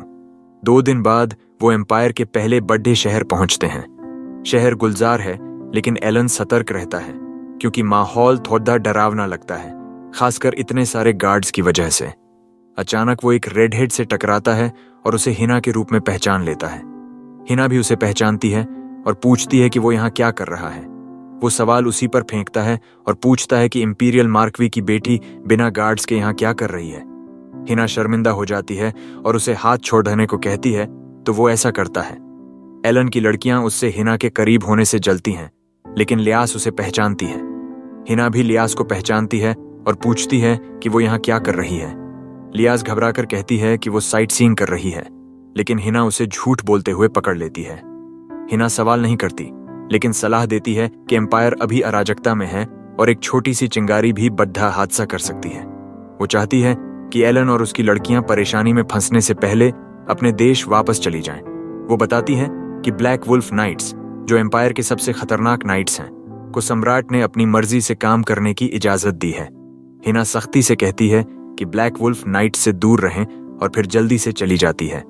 लियास और बाकी कंफ्यूज्ड हो जाते हैं कि यहाँ क्या हो रहा है, लेकिन एलन को कुछ शक होता है तो वो हिना के पीछे भागता है और लड़कियों को पीछे छोड़ देता है। एलन हिना को पकड़ DDH लेता है, जो वही पंखों वाली परी है जो उसके सपने में थी। वो पिछले जन्म में देवताओं की शिष्या थी जो उसे हर वक्त गाइड करती थी। वो पूछता है कि क्या हिना या परी के रूप में पहले चेतावनी दी थी, तो वो कहती है कि वो बस खुद थी, क्योंकि इस बार उसकी पावर सीमित है। एलन कहता है कि हिना का इस दुनिया में होना भी हैरानी की बात है, और हिना शर्माते हुए कहती है कि वो हर जगह मुसीबत खींच लाता है, इसलिए उसे सपोर्ट करने आई। वो उसे जल्दी घर लौटने की सलाह देती है अगर वो शांति से जीना चाहता है। एलन उसे धन्यवाद देकर चला जाता है। वो अपनी लड़कियों को ढूंढने निकलता है। तभी दूर धमाका होता है तो वो उसे चेक करने जाता है। वहां उसे एक आदमी गार्ड से भागते हुए अपनी तरफ आते देखता है। वो आदमी अपनी तलवार निकालता है और एलन को हटने को कहता है। एलन बस उसे पीठ पर हल्का सा छूता है और वो गिर जाता है। अचानक आदमी के चारों तरफ काला धुआं उठता है और पीछे एक जादुई चक्र बनता है। खून उसके हर हिस्से से निकलता है और वो तुरंत मर जाता है। जल्दी ही नाइट्स वहां पहुंचते हैं और उनके कैप्टन को स्थिति और एलन की मौजूदगी पर शक होता है। वो हाथ उठाता है क्योंकि नाइट कैप्टन उसे पूछताछ करती है। वो जानना चाहती है कि यहाँ क्या हुआ, और एलन कहता है कि उसने आत्मरक्षा में आदमी को मारा, लेकिन उसे नहीं मारा। नाइट कैप्टन को यकीन नहीं होता और पूछती है कि बिना हथियार या गिफ्ट के इतनी बेरहमी से कैसे मारा। वो बताती है कि उसका गिफ्ट दूसरों के इस्तेमाल किए गए गिफ्ट्स को देखने का है, लेकिन डेमन्स को नहीं देख सकती। एलन कहता है कि वो डेमन नहीं है, लेकिन उसे लगता है कि लड़की आसानी से यकीन नहीं करेगी। वो पक्का करती है कि अगर ठोस सबूत नहीं देगा तो उसे डेमन होने के शक में अरेस्ट करेगी। जब नाइट कैप्टन उसे पकड़ने की कोशिश करती है, वो अचानक अदृश्य हो जाता है और वो घबरा जाती है। वो अपने नाइट्स को बॉर्डर बंद करने और एलन की तलाशी का आदेश देती है। उधर एलन को लोली की मदद से बचा लिया जाता है, जो उसे सीवर में ले जाती है, जहां हिना, लियास और नोल उसका इंतजार कर रही होती है। हिना गुस्से में कहती है कि उसने चेतावनी के बावजूद मुसीबत में पड़ गया। एलन कंफ्यूज्ड है कि हिना उसकी लड़कियों के साथ क्या कर रही है, तो लियास बताती है कि वो उसका इंतजार कर रही थी जब हिना आई और लोली से उसे बचाने को कहा। एलन सब समझ जाता है और कहता है कि चूंकि लोली का गिफ्ट डेमोनिक है, नाइट कैप्टन उसे पकड़ नहीं सकी। वो उसे सर पर हाथ फेर कर तारीफ करता है और सुझाव देता है कि उन्हें तुरंत एम्पायर छोड़ देना चाहिए। हिना बताती है कि सारे बॉर्डर और गेट्स सील हैं, तो लोली की पावर भी अब काम नहीं आएगी। एलन हिना को घूरता है और कहता है कि शायद वो उन्हें बचा सकती है। वो सबको अपने घर ले जाती है, जहां बटलर उसे पहचानता है। एलन भी उसे पहचानता है क्योंकि वो सिलास था जो उनके परिवार की सेवा करता था, लेकिन उसके पागल पिता ने उसे निकाल दिया था। सिलास बताता है कि हिना ने उसे और बाकी बेरोजगार लोगों को नौकरी दी। हिना शर्माती है और वो अंदर जाते हैं। नोल और लोली सोफे पर उछलते हैं, जबकि एलन सीधे सवाल करता है कि एम्पायर में क्या गड़बड़ है। हिना बताती है कि 1 साल पहले सम्राट की हत्या हो गई थी और लियास समझ जाती है कि यही वजह थी कि एम्पायर ने उन पर हमला नहीं किया।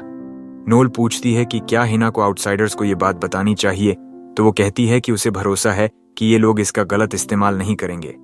सब अपने अपने कमरे में चले जाते हैं और रात में हिना एलन से मिलने आती है। वो पूछता है कि क्या उसे शक है कि डेमन्स ने हत्या की, तो हिना मानती है। वो कहती है कि सिर्फ डेमन्स या एलन ही किंग की गार्ड्स को पार करके मार सकते हैं। एलन कहता है कि हिना भी ऐसा कर सकती है, तो वो कहती है कि उसे ऐसा करने का कोई फायदा नहीं। वो पूछता है कि कब से वो उसकी निगरानी कर रही है, क्योंकि वरना वो बटलर और बाकी को नौकरी नहीं देती और न ही उससे मिलती। हिना कहती है कि ये महज इत्तेफाक था और अपने कमरे में चली जाती है।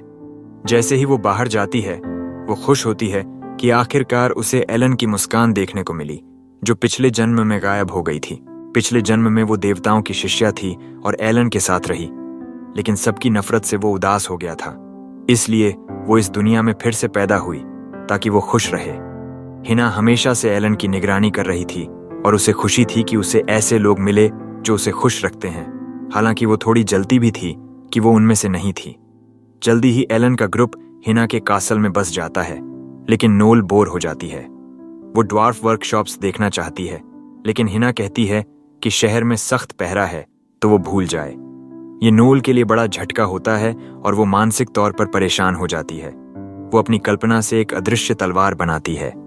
एलन कहता है कि ब्लैक वुल्फ नाइट्स सिर्फ उसकी तलाश में हैं, तो नोल को बाहर जाना सुरक्षित है। हिना भी मानती है और नोल बहुत खुश हो जाती है। अगले दिन वो और लोली शहर में निकलती हैं और कई ब्लैकस्मिथ शॉप्स देखती हैं। फिर वो स्ट्रीट फूड ट्राई करती हैं और नोल को एहसास होता है कि यहाँ बहुत सारे एल्व्स हैं जो उसे घूर रहे हैं। वो सोचती है कि शायद वो उसे क्यूट मानते हैं और ऑटोग्राफ देने की कल्पना करने लगती है। लेकिन जैसे ही वो पास आते हैं, लोली उसे खींचकर दूर ले जाती है और उसकी बॉडीगार्ड बनती है। वापस हिना के घर आने पर नोल थकी लेकिन खुश होती है कि वो इतनी पॉपुलर है। हिना बताती है कि एल्व्स के बीच वो पॉपुलर है, लेकिन वजह वही नहीं है जो नोल सोचती है। वो नोल को सच जानने के लिए अपने साथ ले जाती है और पूरा ग्रुप साथ हो लेता है। वो एक खाली कोर्टयार्ड में पहुंचते हैं, जहां हिना अपनी दिव्य शक्तियों से एक चमक के साथ सबको जंगल में टेलीपोर्ट कर देती है। सब हैरान होते हैं और हिना बताती है कि ये एल्व्स का जंगल है, जहां नोल अपने बारे में जान सकती है। लियास कहती है कि वो अभी कासल में थे, तो हिना बताती है कि ये वही जगह है, लेकिन अलग डायमेंशन में। वो कहती है कि एल्व्स का जंगल मजबूत WR बैरियर से सुरक्षित है, क्योंकि वो आउटसाइडर्स को पसंद नहीं करते।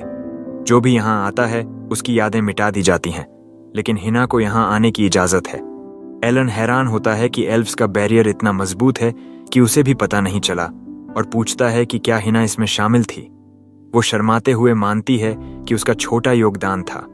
वो ग्रुप को जंगल के अंदर ले जाती है और नोल कहती है कि उसे यहाँ का माहौल अपना सा लगता है, लेकिन उसे कोई याद नहीं।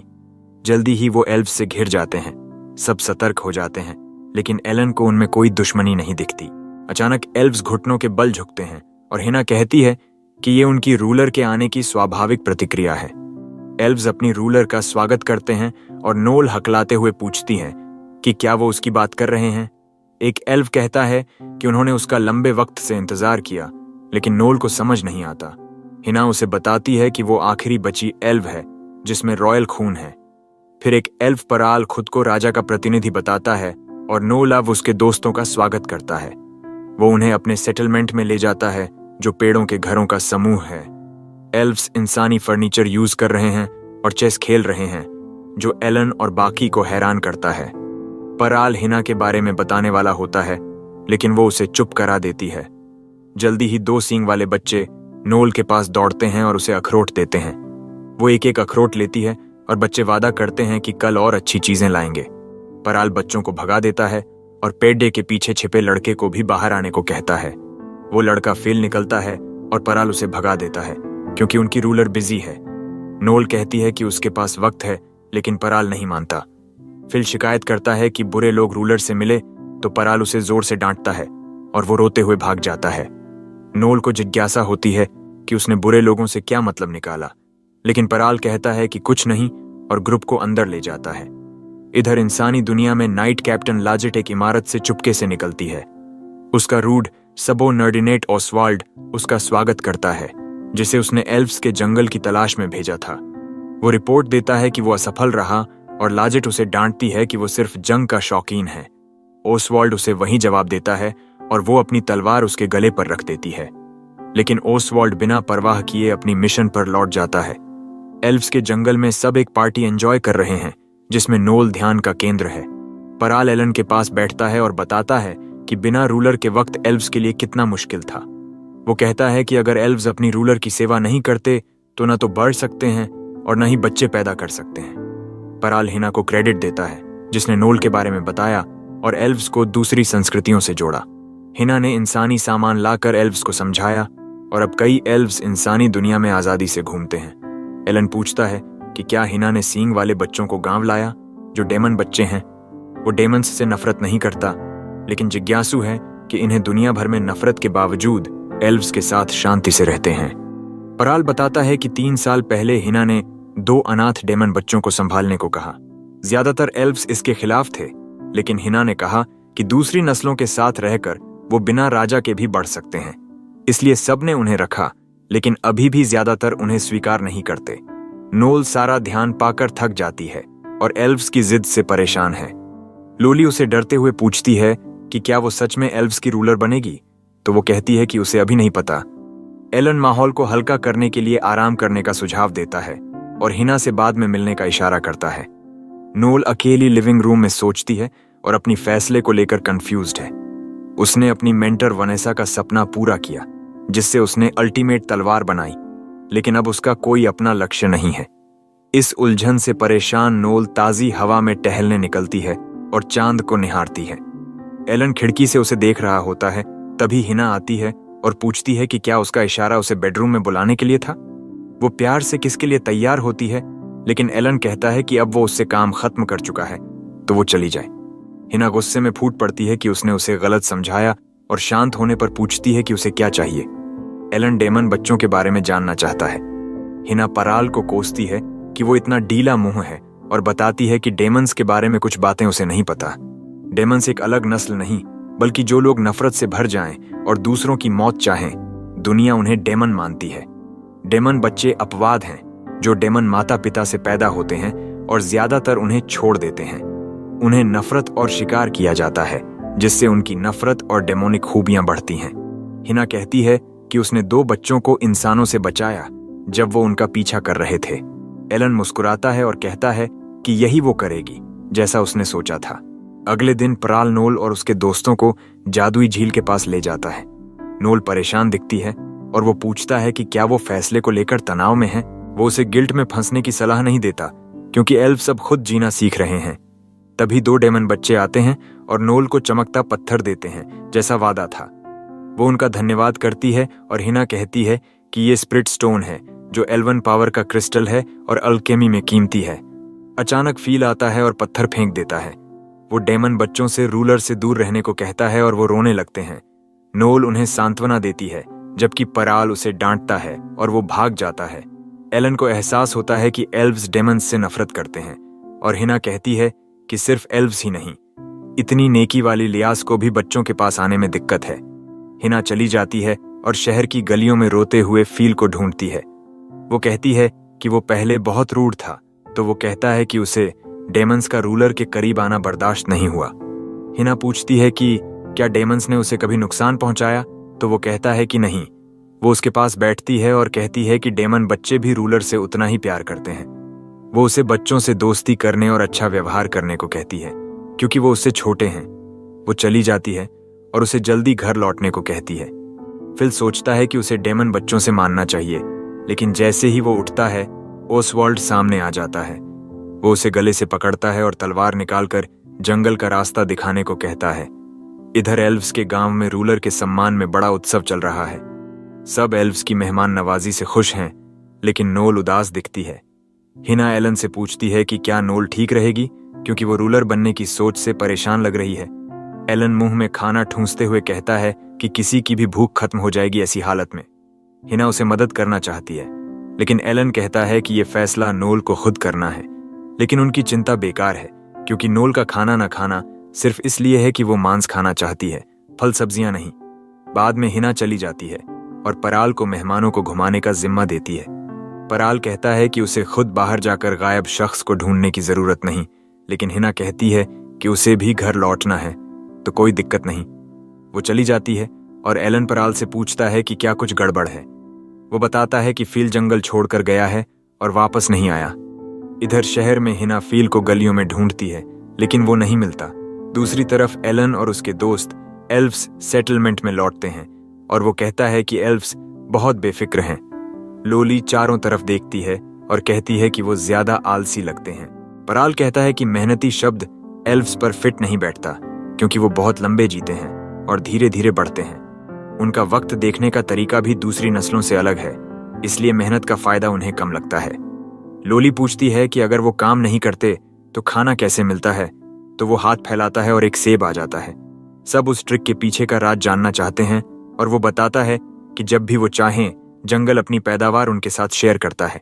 जंगल में न तो लीसा और न ही एनेल इस कॉन्सेप्ट को पूरी तरह समझ पा रही थीं, लेकिन एलन ने अपनी जादुई आंखों से पाया कि एल्व्स और जंगल की ऊर्जा सिग्नेचर एक जैसी है। पैराल इस बात से प्रभावित हुआ और एलन से जंगल और एल्व्स के कनेक्शन के बारे में और समझाया।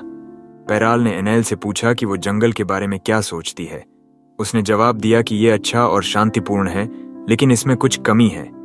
अचानक एलन ने टोकते हुए पैराल से पूछा कि क्या वो भी जंगल में रह सकता है। उसने लीसा को बताया कि वो हमेशा से एक शांत जगह ढूंढना चाहता था और इससे बेहतर क्या हो सकता है। पैराल ने कहा कि जंगल में रहने के लिए एलन को साबित करना होगा कि वो उनमें से एक है, और ये भी नहीं बता सकता कि कैसे करना है क्योंकि ये जंगल ही सब तय करता है। एलन ने कहा कि वो सचमुच जंगल में रहना चाहता है, लेकिन पैराल ने माफी मांगी क्योंकि वो किसी के लिए नियम नहीं तोड़ सकता। एनेल ने फिर डेमन बच्चों के बारे में पूछा और पैराल ने बताया कि वो सिर्फ उनकी थोड़ी देर के लिए देखभाल कर रहे हैं। उसका मानना है कि जैसे ही ये बच्चे बड़े होंगे वो चले जाएंगे। एलन ने कानून में लूप होल देखा और पैराल से पूछा कि क्या वो भी थोड़े समय के लिए जंगल में रह सकता है। उसने सोचा कि ये ठीक रहेगा और फिर पूछा कि उनका थोड़ा समय का मतलब क्या है। पैराल ने कहा कि ये करीब 100 साल होगा, जिसे सुनकर लीसा घबरा गई। अचानक हवा चलने लगी और पैराल को जंगल से एक मैसेज मिला। एलन को उत्सुकता हुई और पैराल ने बताया कि उनके पास एक मेहमान है, लेकिन ये जंगल को परिचित नहीं है। लीसा ने पूछा कि क्या ये कोई शक के लायक है, लेकिन पैराल ने उसे घबराने से मना किया क्योंकि साम्राज्य में कई लोग कानूनी तरीके से उनके जंगल में आ सकते हैं। उसने एनेल से माफी मांगी कि उसे अब उनका टूर रोकना होगा क्योंकि उसे मेहमान का स्वागत करना है। एनेल ने कहा कि उसे कोई परेशानी नहीं और फिर पैराल चला गया। इसके बाद एलन ने सुझाव दिया कि वो गांव लौट जाएं, लेकिन एनेल जंगल में और एक्सप्लोर करना चाहती थी। एलन ने तर्क दिया कि अगर उन्हें साम्राज्य के किसी शख्स से टक्कर हो गई तो बुरा होगा, और वो समझ गई। वो अपने ठहरने की जगह वापस गए और एनेल ने लोहो के साथ शतरंज खेला, जिसके अपने नियम थे। इस बीच लीसा ने एलन से पूछा कि क्या वो सचमुच जंगल में रहने का प्लान कर रहा है। उसने जवाब दिया कि वो गंभीरता से सोच रहा है, जिससे लीसा को जलन हुई और वो नाराज होकर बोली कि हाँ, वो यहां रहना चाहता है क्योंकि उसकी प्यारी हिना यहां है। एलन ने उसकी जलन समझी, लेकिन उसे भरोसा दिलाया कि उसका हिना के साथ रिश्ता वैसा नहीं है जैसा वो सोचती है। लीसा इस जवाब से खुश नहीं हुई और डिटेल्स मांगी। एलन ने घबराते हुए कहा कि यह समझाना मुश्किल है, ये ऐसा है जैसे वो और हिना किस्मत से बंधे हैं, जो लीसा को फिर गलत फहमी दे गया। दूसरी तरफ हिना अपने मैंशन में लौटी, जहां उसे लिजर्ड मिला, जो ब्लैक वुल्फ नाइट्स का कप्तान है। हिना ने पूछा कि वो यहाँ क्या कर रही है, और लिजर्ड ने बताया कि उन्हें जानकारी मिली है कि वो एक संदिग्ध को छुपा रही है जिस पर सम्राट की हत्या का इल्जाम है। हिना ने कूल रहते हुए कहा कि उसे नहीं पता लिजर्ड क्या बोल रही है, और पूछा कि ये खबर किसने दी। लिजर्ड ने कहा कि ये उसका शक था क्योंकि वो कुछ दिन पहले शहर में संदिग्ध को देख चुकी थी, लेकिन वो भाग गया। हालांकि उसने बॉर्डर क्रॉस नहीं किया और कोई सुराग नहीं मिला। उसने दावा किया कि ऐसा सिर्फ हिना ही कर सकती है। इसी बीच नाइट्स ने उसके घर पर छापा मारा और सब कुछ तलाशने लगे। लिजर्ड ने कहा कि यहाँ कुछ न मिले तो भी वो मानती है कि संदिग्ध एल्व्स के जंगल में छुपा है, जहां हिना अक्सर जाती है। हिना ये सुनकर घबराई। इसी बीच नाइट्स का वाइस कप्तान फील के साथ जंगल पहुंच गया और अब वो सख्ती से पेश आने वाला था। जल्द ही पैराल वहां मेहमान का स्वागत करने पहुंचा, लेकिन जब उसने डरे हुए फील को देखा तो समझ गया कि उस आदमी ने लड़के का इस्तेमाल यहां आने के लिए किया।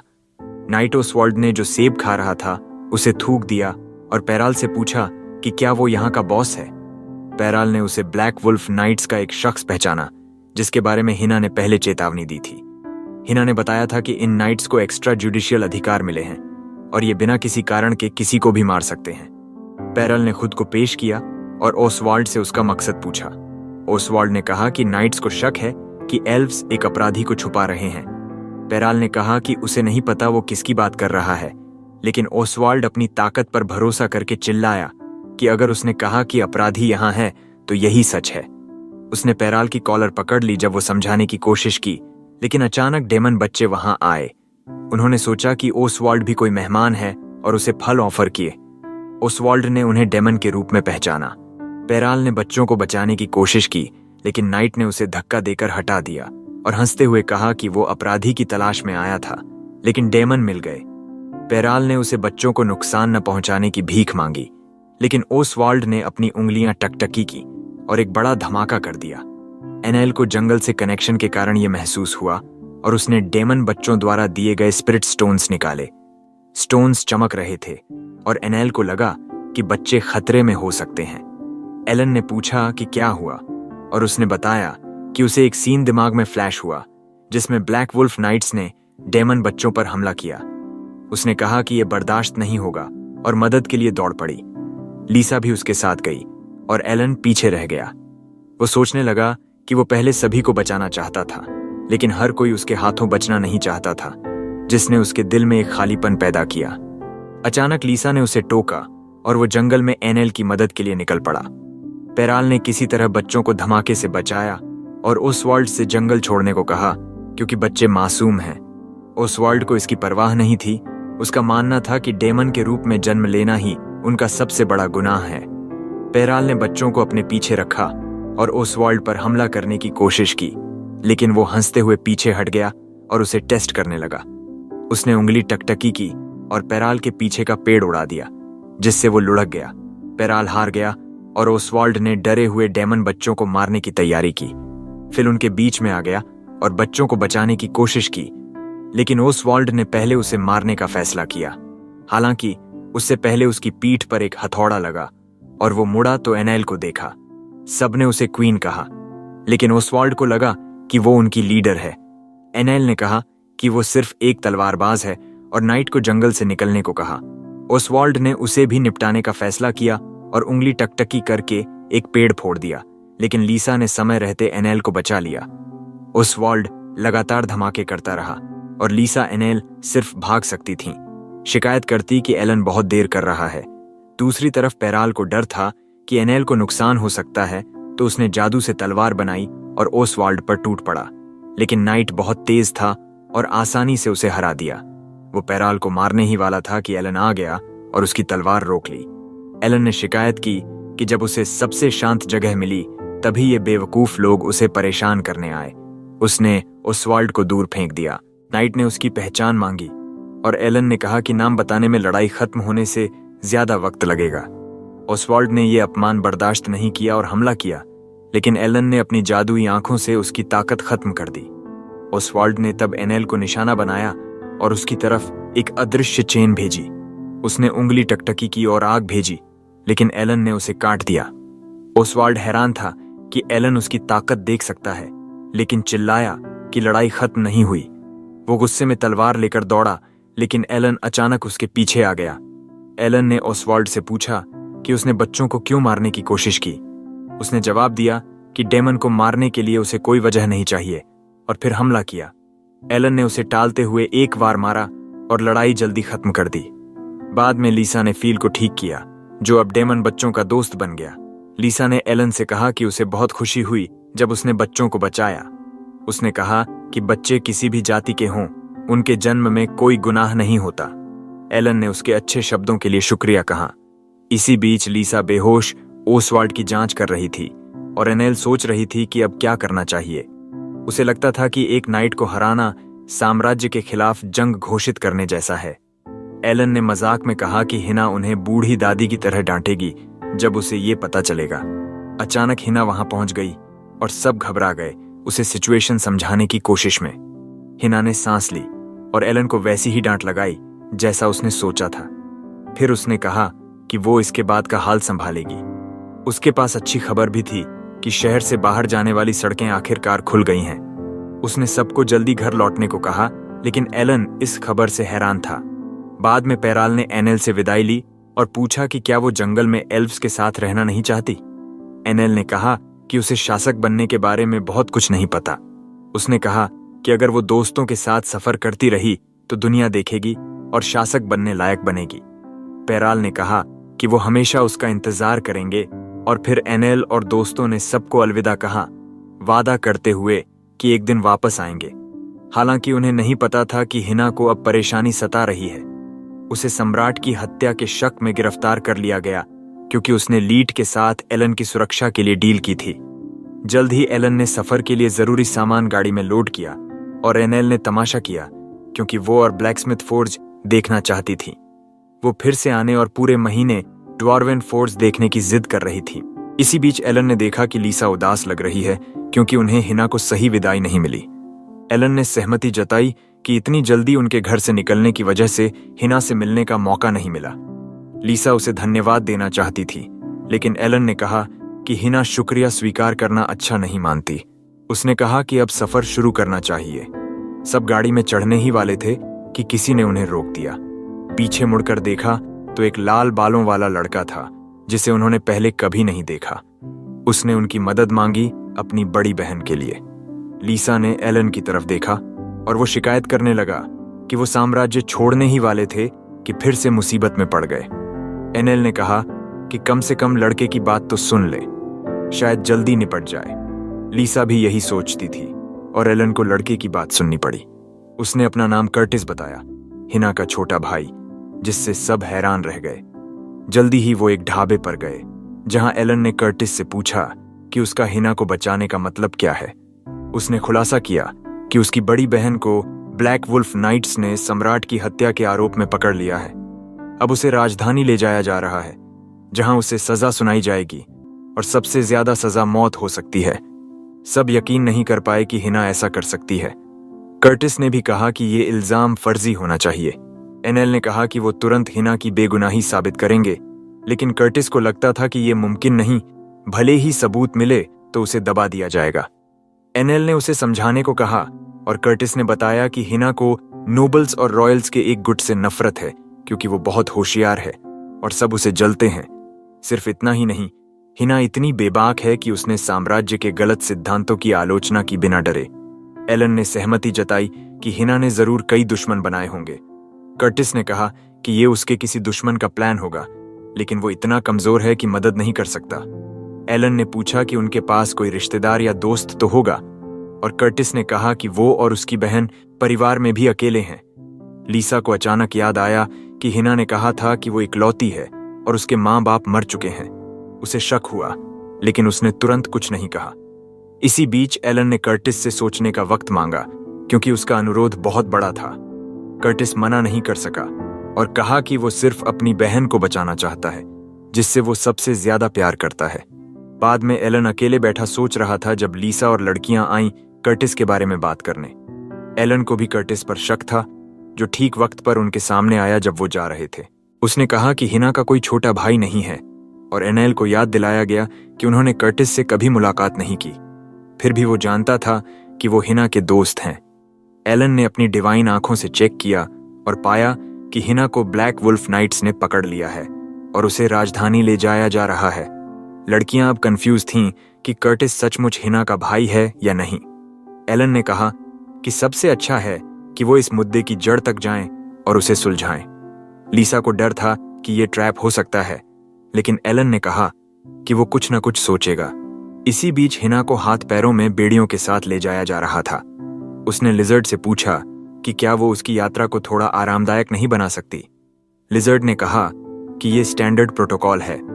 हिना ने कहा कि वो भाग नहीं सकती, लेकिन लिजर्ड ने कहा कि उसमें हमेशा अनिश्चितता का तत्व है।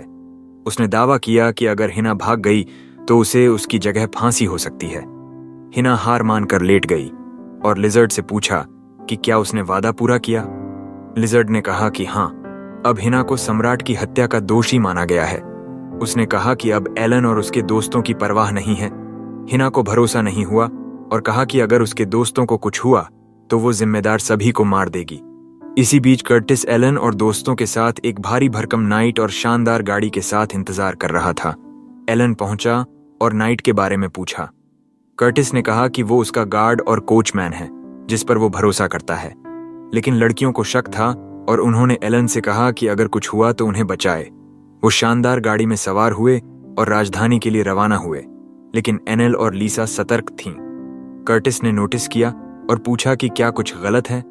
वो घबराईं और गाड़ी की तारीफ करने लगीं। एलन ने अपनी शंकाओं को छुपाना बंद किया और कर्टिस से पूछा कि क्या वो सचमुच हिना का छोटा भाई है। एनाइल ने भी जवाब मांगा और कर्टिस को ठेस लगी। उसने कहा कि उनका शक जायज है और बताया कि वो एक ब्रांच फैमिली से है और हिना उसकी कजन है। कर्टिस ने कहा कि हिना हमेशा उसकी तरह बहन बनकर रही और वो उसे बहुत चाहता था।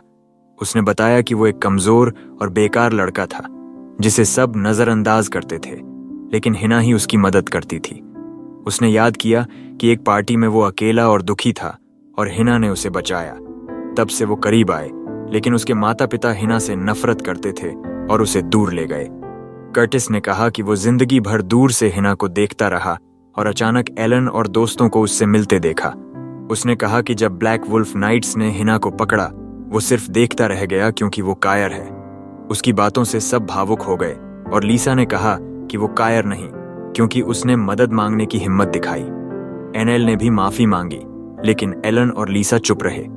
कर्टिस ने एलन से हिना के साथ उसके रिश्ते के बारे में पूछा और उसने कहा कि वो सिर्फ दोस्त हैं। कर्टिस ने कहा कि वो बहुत अच्छे लगते हैं और लीसा ने हामी भरी कि दोनों की फ्रिक्वेंसी एक जैसी है, जैसे दशकों से जानते हों। ली ने मजाक में पूछा कि क्या वो शादीशुदा हैं, जिससे लीसा हैरान हो गई। एलन ने उसे समझाया कि वो पहले सोच लिया करे, लेकिन लीसा उसे छेड़ने लगी। कर्टिस हंसते हुए बोला कि उसे नहीं पता था कि उसकी बहन के ऐसे अच्छे दोस्त हैं। दूसरी तरफ नाइट्स रात को रुक गए और हिना ने लिजर्ड को ब्रेक लेने को कहा। लिजर्ड ने मना किया क्योंकि उसे हिना पर नजर रखनी थी। हिना ने ओसवाल्ड के बारे में पूछा, जो जंगल पर हमला कर चुका था, और लिजर्ड ने कहा कि उसे माफ कर दिया गया क्योंकि मकसद पूरा हो गया। हिना को यह सुनकर गुस्सा आया और कहा कि साम्राज्य में ऐसे घटिया लोग भरे पड़े हैं जो उसे फंसाया। लिजर्ड ने कहा कि यह उसकी गलती है जो उसने इतने दुश्मन बनाए। हिना को परवाह नहीं थी क्योंकि एलन सुरक्षित था। इसी बीच एलन का ग्रुप रुक गया क्योंकि शहर से बाहर निकलने के गेट बंद हो गए थे। कर्टिस ने कहा कि यह उसकी गलती है क्योंकि उसने यहां रुकने का सुझाव दिया था। सबने उसे समझाया कि यह उसकी गलती नहीं और सोचने लगे कि अचानक गेट क्यों बंद हुए। उन्होंने अंदाजा लगाया कि शायद नाइट्स उन्हें ढूंढ रहे हैं, लेकिन एलन ने कहा कि पहले जानकारी जुटानी चाहिए। उसने एडवेंचरर्स गिल्ड जाने का फैसला किया, लेकिन कर्टिस ने सुझाव दिया कि ली और एनाइल पीछे रहें क्योंकि उनकी जाति से ध्यान खींचेगा। दोनों नाराज हुईं और कर्टिस ने उन्हें इंत में ले जाने की पेशकश की। ली अचानक शर्माई क्योंकि वो एलन के साथ अकेली होगी और उत्साह में दिशा भूल गई। आखिरकार वो गिल्ड पहुंचे और माहौल तनावपूर्ण था। लीसा ने पूछा कि क्या बाद में आना चाहिए, लेकिन एलन ने भरोसा दिलाया कि सब ठीक है। दूसरी तरफ कर्टिस ने एनेल को कमरे की चाबी दी और उसने पूछा कि क्या इंत में रहना सुरक्षित है। कर्टिस ने भरोसा दिलाया कि ये जगह भरोसेमंद है और भले ही नाइट्स आएं, उसका गार्ड उन्हें बचा सकता है। ली को नाइट से परिचित वाइब्स मिले और वो उससे पूछने लगी कि क्या वो मिल चुके हैं। नाइट घबराया और मना कर दिया। एनेल ने ली को खींचते हुए कहा कि वो नाइट को परेशान न करे, लेकिन ली को लगा कि उसे हेलमेट हटाकर आराम करना चाहिए। कर्टिस ने कहा कि नाइट शर्मीला है और अजनबियों से चेहरा नहीं दिखाता। एनेल को अब शक हुआ। गिल्ड में एलन को शहर से निकलने का रास्ता नहीं मिला, लेकिन लीसा ने पता चला कि ब्लैक वुल्फ नाइट्स 6 लोगों के ग्रुप को ढूंढ रहे हैं जो बॉर्डर सिटी से आए हैं। एलन को यकीन हो गया कि नाइट्स उन्हें तलाश रहे हैं। तभी गिल्ड का दरवाजा जोर से खुला और एक ब्लैक वुल्फ नाइट अंदर आई। उसने सबको अपनी जगह रहने को कहा। कुछ लोगों ने नाइट के इस रवैये पर आपत्ति जताई, लेकिन उसने कहा कि अगर कोई विरोध करेगा तो वो बिना पूछे मार देगी। उसने बताया कि वो 6 लोगों के ग्रुप को ढूंढ रही है जो बॉर्डर सिटी से आए और साम्राज्य में अशांति फैला रहे हैं।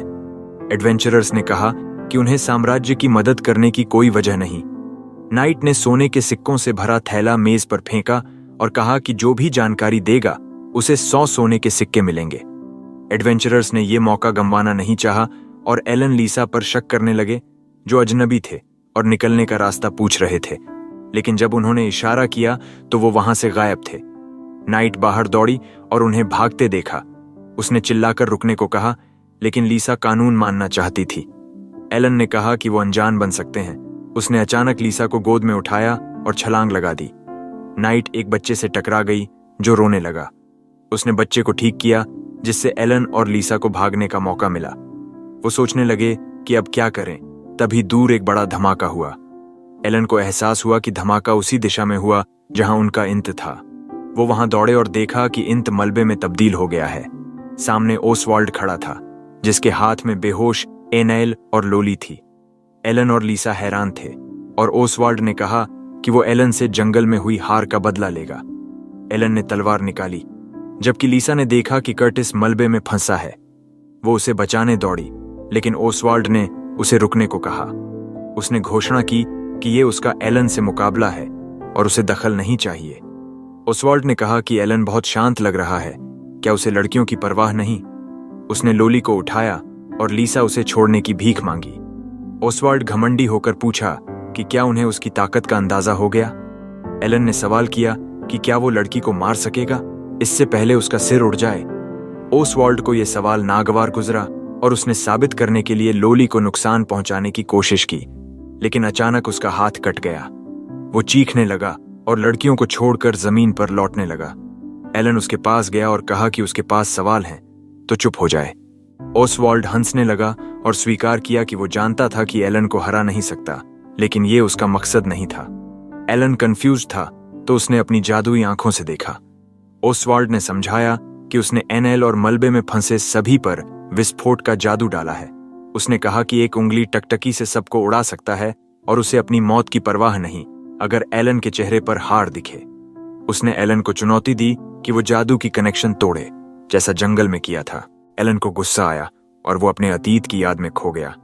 एक बार मॉन्स्टर ने गांव पर हमला किया और सभी को मार डाला। सिर्फ एक लड़का बच गया जो रो रहा था। एक मॉन्स्टर ने उसे घेर लिया, लेकिन एलन ने समय रहते मॉन्स्टर को मार डाला। उसने लड़के को भरोसा दिलाया कि सब ठीक है, लेकिन लड़का डर कर पीछे हट गया और उसे मॉन्स्टर कहकर पत्थर फेंके। ये शब्द एलन को हिला गए और उसे हीरो होने की जिम्मेदारी से नफरत हो गई।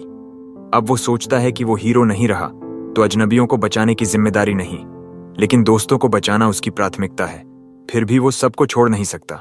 ओसवाल्ड ने उंगली टकटकी की, लेकिन एलन ने अपने खास तकनीक से समय को धीमा कर दिया। उसने आग की कनेक्शन को एक एक करके काटा और सभी को बचाया, साथ ही मलबे में फंसी एक औरत को भी निकाला। ओसवाल्ड हैरान था कि कोई नहीं मरा। एलन ने कहा कि वो अब कोई हीरो नहीं, लेकिन दोस्तों और मासूमों को बचाना उसका फर्ज है। ओसवाल्ड बार बार अपनी उंगलियां चटकाता है और फटने की आवाज करता है। एलन अपनी तलवार उसकी गर्दन पर रखता है और पूछता है कि क्या उसके पास कोई आखिरी बात है। ओसवाल्ड उसे मॉन्स्टर कहता है और एलन तलवार चलाने की तैयारी करता है, लेकिन अचानक एक महिला नाइट वहां आती है और उसे रोकने की रिक्वेस्ट करती है। एलन उसे दूर रहने को कहता है। वह कहती है कि ओसवाल्ड ने मासूम लोगों पर हमला करके एक ना माफ करने वाला गुनाह किया है और उसे सख्त सजा मिलनी चाहिए। फिर भी वह दावा करती है कि ब्लैक वुल्फ नाइट्स को उसे सजा देनी चाहिए। एलन कहता है कि वह ब्लैक वुल्फ नाइट्स के शब्दों पर भरोसा नहीं कर सकता। नाइट मानती है कि उसके शक जायज हैं, लेकिन वादा करती है कि वह खुद ओसवाल्ड को सजा दिलाएगी। वह अपना नाम सेलिया बताती है, जो ब्लैक वुल्फ नाइट्स की वाइस कैप्टन है, और अपनी इज्जत की कसम खाती है कि ओसवाल्ड को इंसाफ मिलेगा। एलन उसकी बात मान लेता है और तलवार वापस रख देता है। इसके बाद वे एक और इनमें शरण लेते हैं। लीसा अपने दोस्तों की हालत चेक करके वापस आती है और एलन को बताती है कि सब ठीक है। वह कहती है कि शहर का लॉकडाउन हट गया है तो वे कल राजधानी जा सकते हैं, लेकिन एलन को शक है कि अगर ब्लैक वुल्फ नाइट्स सच में उनकी तलाश कर रहे थे तो वे बहुत आसानी से पीछे हट गए। इससे लीसा भी सोच में पड़ जाती है कि नाइट्स किसके हुक्म पर काम कर रहे हैं, क्योंकि बादशाह की हत्या हो चुकी है। दूसरी ओर सेलिया और उसके नाइट्स जंगल में प्रवेश करते हैं, जहां वह लिजी से संपर्क करती है और बताती है कि उनके बॉस के हुक्म से शहर का लॉकडाउन हटा दिया गया है। सेलिया ओसवाल्ड को फांसी देने की इजाजत मांगती है, लेकिन लिजी कहती है कि उनका बॉस खुद इस मामले को संभालेगा। अचानक काली धुआं ओसवाल्ड को घेर लेता है और उसे बांध देता है। ओसवाल्ड हंसता है और कहता है कि वह किसी के कुत्ते बनने से मना करता है। धुआं एक बड़े मुंह का रूप लेता है और ओसवाल्ड को निगल जाता है। फिर सेलिया और बाकियों की तरफ 3 आंखें दिखाता है। इस बीच लिजी हिना को एक सुरक्षित कमरे में ले जाती है, जो एक किले में है। वह जाने की तैयारी करती है और हिना से पूछती है कि क्या उसे कुछ चाहिए। हिना कहती है कि कुछ किताबें मिल जाएं तो अच्छा होगा। अगले दिन एलन और उसका ग्रुप राजधानी पहुंचता है, जहां उन्हें पता चलता है कि बिना परमिट के शहर में घुसने पर गिरफ्तारी हो सकती है। एनएल सुझाव देती है कि वे परमिट ले लें, लेकिन एलन कहता है कि यह लगभग नामुमकिन है। वह बताता है कि एनएल और लो एक्सोटिक रेस से हैं। लीसा एक पूर्व राजकुमारी है और वह खुद सबसे शक के घेरे में है। लीसा कोई हल सोचने में व्यस्त हो जाती है और लगता है उसे कुछ सूझ गया है। लीसा कहती है कि वे राजधानी में घुसने के लिए एक सुरंग खोद लें। सब यही सोचते हैं कि काश उन्होंने यह नहीं सुना, लेकिन कर्टिस कहता है कि यह शानदार आइडिया है क्योंकि राजधानी में कई गुप्त अंडरग्राउंड सुरंगें हैं। अलन उत्सुक होकर विस्तार से पूछता है। कर्टिस बताता है कि राजधानी में इंपीरियल फैमिली के अलावा किसी को न पता वाली कई एस्केप सुरंगें हैं। वह कहता है कि पूरा ग्रुप इस रास्ते से जाना जोखिम भरा होगा, तो वह और उसका गार्ड मुख्य गेट से जाएंगे, जबकि अलन और लड़कियां सुरंग की तलाश करेंगी। रात के वक्त वे आखिरकार एक सुरंग ढूंढ लेते हैं और उसमें प्रवेश करते हैं। वहां का माहौल डरावना और जर्जर है। लगता है इसे दशकों से इस्तेमाल नहीं हुआ। अचानक अलन अपनी जादुई आंखों से किसी को देखता है। 2 नाइट्स उनकी तरफ आ रहे हैं। वे लो की शक्तियों से अपनी मौजूदगी छुपाते हैं और आगे बढ़ते हैं। वे सोचते हैं कि ब्लैक वुल्फ नाइट्स यहाँ क्या कर रहे हैं। एनेल को डर लगता है कि कहीं कर्टिस पकड़ा गया हो और उनको बता दिया हो। अलन को लगता है कि बात इससे भी गंभीर हो सकती है। तभी लिज वहां तीर कमान लिए आती है और सामने किसी को न देखकर तीर चला देती है। अलन उसे पकड़ लेता है और अपनी अदृश्यता खो देता है। लिज कहती है कि वह उसका इंतजार कर रही थी। अलन पूछता है कि उसने उसे कैसे देख लिया, तो वह जवाब देती है कि लो की शक्ति सिर्फ उन्हें अदृश्य बनाती है। उनकी धड़कन की आवाज से वह उनकी लोकेशन जान सकती है। वह दूसरा तीर चलाती है जो लो के पास से गुजरता है और उसे अदृश्यता छोड़नी पड़ती है। लिज कहती है कि उसे लड़कियों को मारना नहीं है, उसका असली टारगेट अलन है। अलन लीसा और बाकियों को आगे जाने को कहता है, लेकिन वे साथ रहने की जिद करते हैं। अलन कहता है कि वह लिज से लड़ते हुए उनकी रक्षा नहीं कर पाएगा, तो लड़कियां अनिच्छा से आगे बढ़ जाती हैं। अकेले रहने पर अलन और लिज अपनी तलवारें निकालते हैं। लिज तेजी से उस पर हमला करती है, इतनी तेज कि अलन उसे मुश्किल से देख पाता है। वह दीवारों का सहारा लेकर कूदती है और लगातार हमले करती है, जो अलन सिर्फ रोक पाता है। अलन पूछता है कि लिज उसे सच में क्यों नहीं मार रही, शायद उसे जिंदा चाहिए। वह गुस्से में उसे बकवास न करने को कहती है और फिर हमला करती है, लेकिन उसे हिना की धमकी याद आती है कि अगर उसके दोस्तों को कुछ हुआ तो वह उसे मार देगी। इस वजह से लिज हिचकिचाती है और अलन उसका वार आसानी से रोक लेता है। अचानक गुफा हिलने डोलने लगती है और ढानने वाली होती है। लिज कहती है कि उसे इसकी भनक नहीं थी और अलन कहता है कि लगता है दोनों जिंदा दफन होने वाले हैं।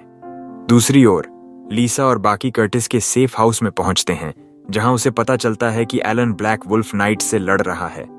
वह बाहर धमाके की आवाज सुनकर निकलते हैं और देखते हैं कि अंडरग्राउंड गुफा की दिशा में एक छोटा किला जल रहा है। लीसा चिंता में पड़ जाती है कि कहीं अलन को चोट तो नहीं लगी। कर्टिस के चेहरे पर हल्की मुस्कान आ जाती है। लीसा रोते हुए अलन का नाम चिल्लाती है और अचानक वह उसके पीछे आ जाता है, पूछता है कि क्या उसने उसे बुलाया। लीसा उसे देखकर हैरान हो जाती है और गले लगा लेती है। एनेल और लो कहते हैं कि ये दोनों कमरे में चले जाएं, जबकि कर्टिस उन्हें देखता रहता है। अलन पूछता है कि क्या कर्टिस ठीक है, क्योंकि वह हैरान दिख रहा है। कर्टिस नाटक करता है कि वह ठीक है, लेकिन उसका ढोंग पकड़ा जा रहा है। अलन पूछता है कि हिना को बचाने का अगला कदम क्या है। कर्टिस घबराहट में कहता है कि उसने अभी तक कुछ सोचा नहीं, तो रात को आराम कर लें। लड़कियां उसकी सलाह मान लेती हैं, लेकिन अलन बाहर निकलता है और कहता है कि उसे कुछ काम है। दूसरी ओर हिना अपने कमरे में पुराने हीरोज की कहानी पढ़ रही होती है, जब अचानक अलन उसके सामने आ जाता है। हिना उसे देखकर हैरान हो जाती है और पूछती है कि वह कैसे यहां पहुंचा। अलन बताता है कि उसे पता चला कि हिना पर बादशाह की हत्या का झूठा इल्जाम लगा है, तो वह अकेले टेलीपोर्ट होकर मिलने आया। हिना कहती है कि वह उसे बचाने नहीं आया, लेकिन अलन वही कहता है।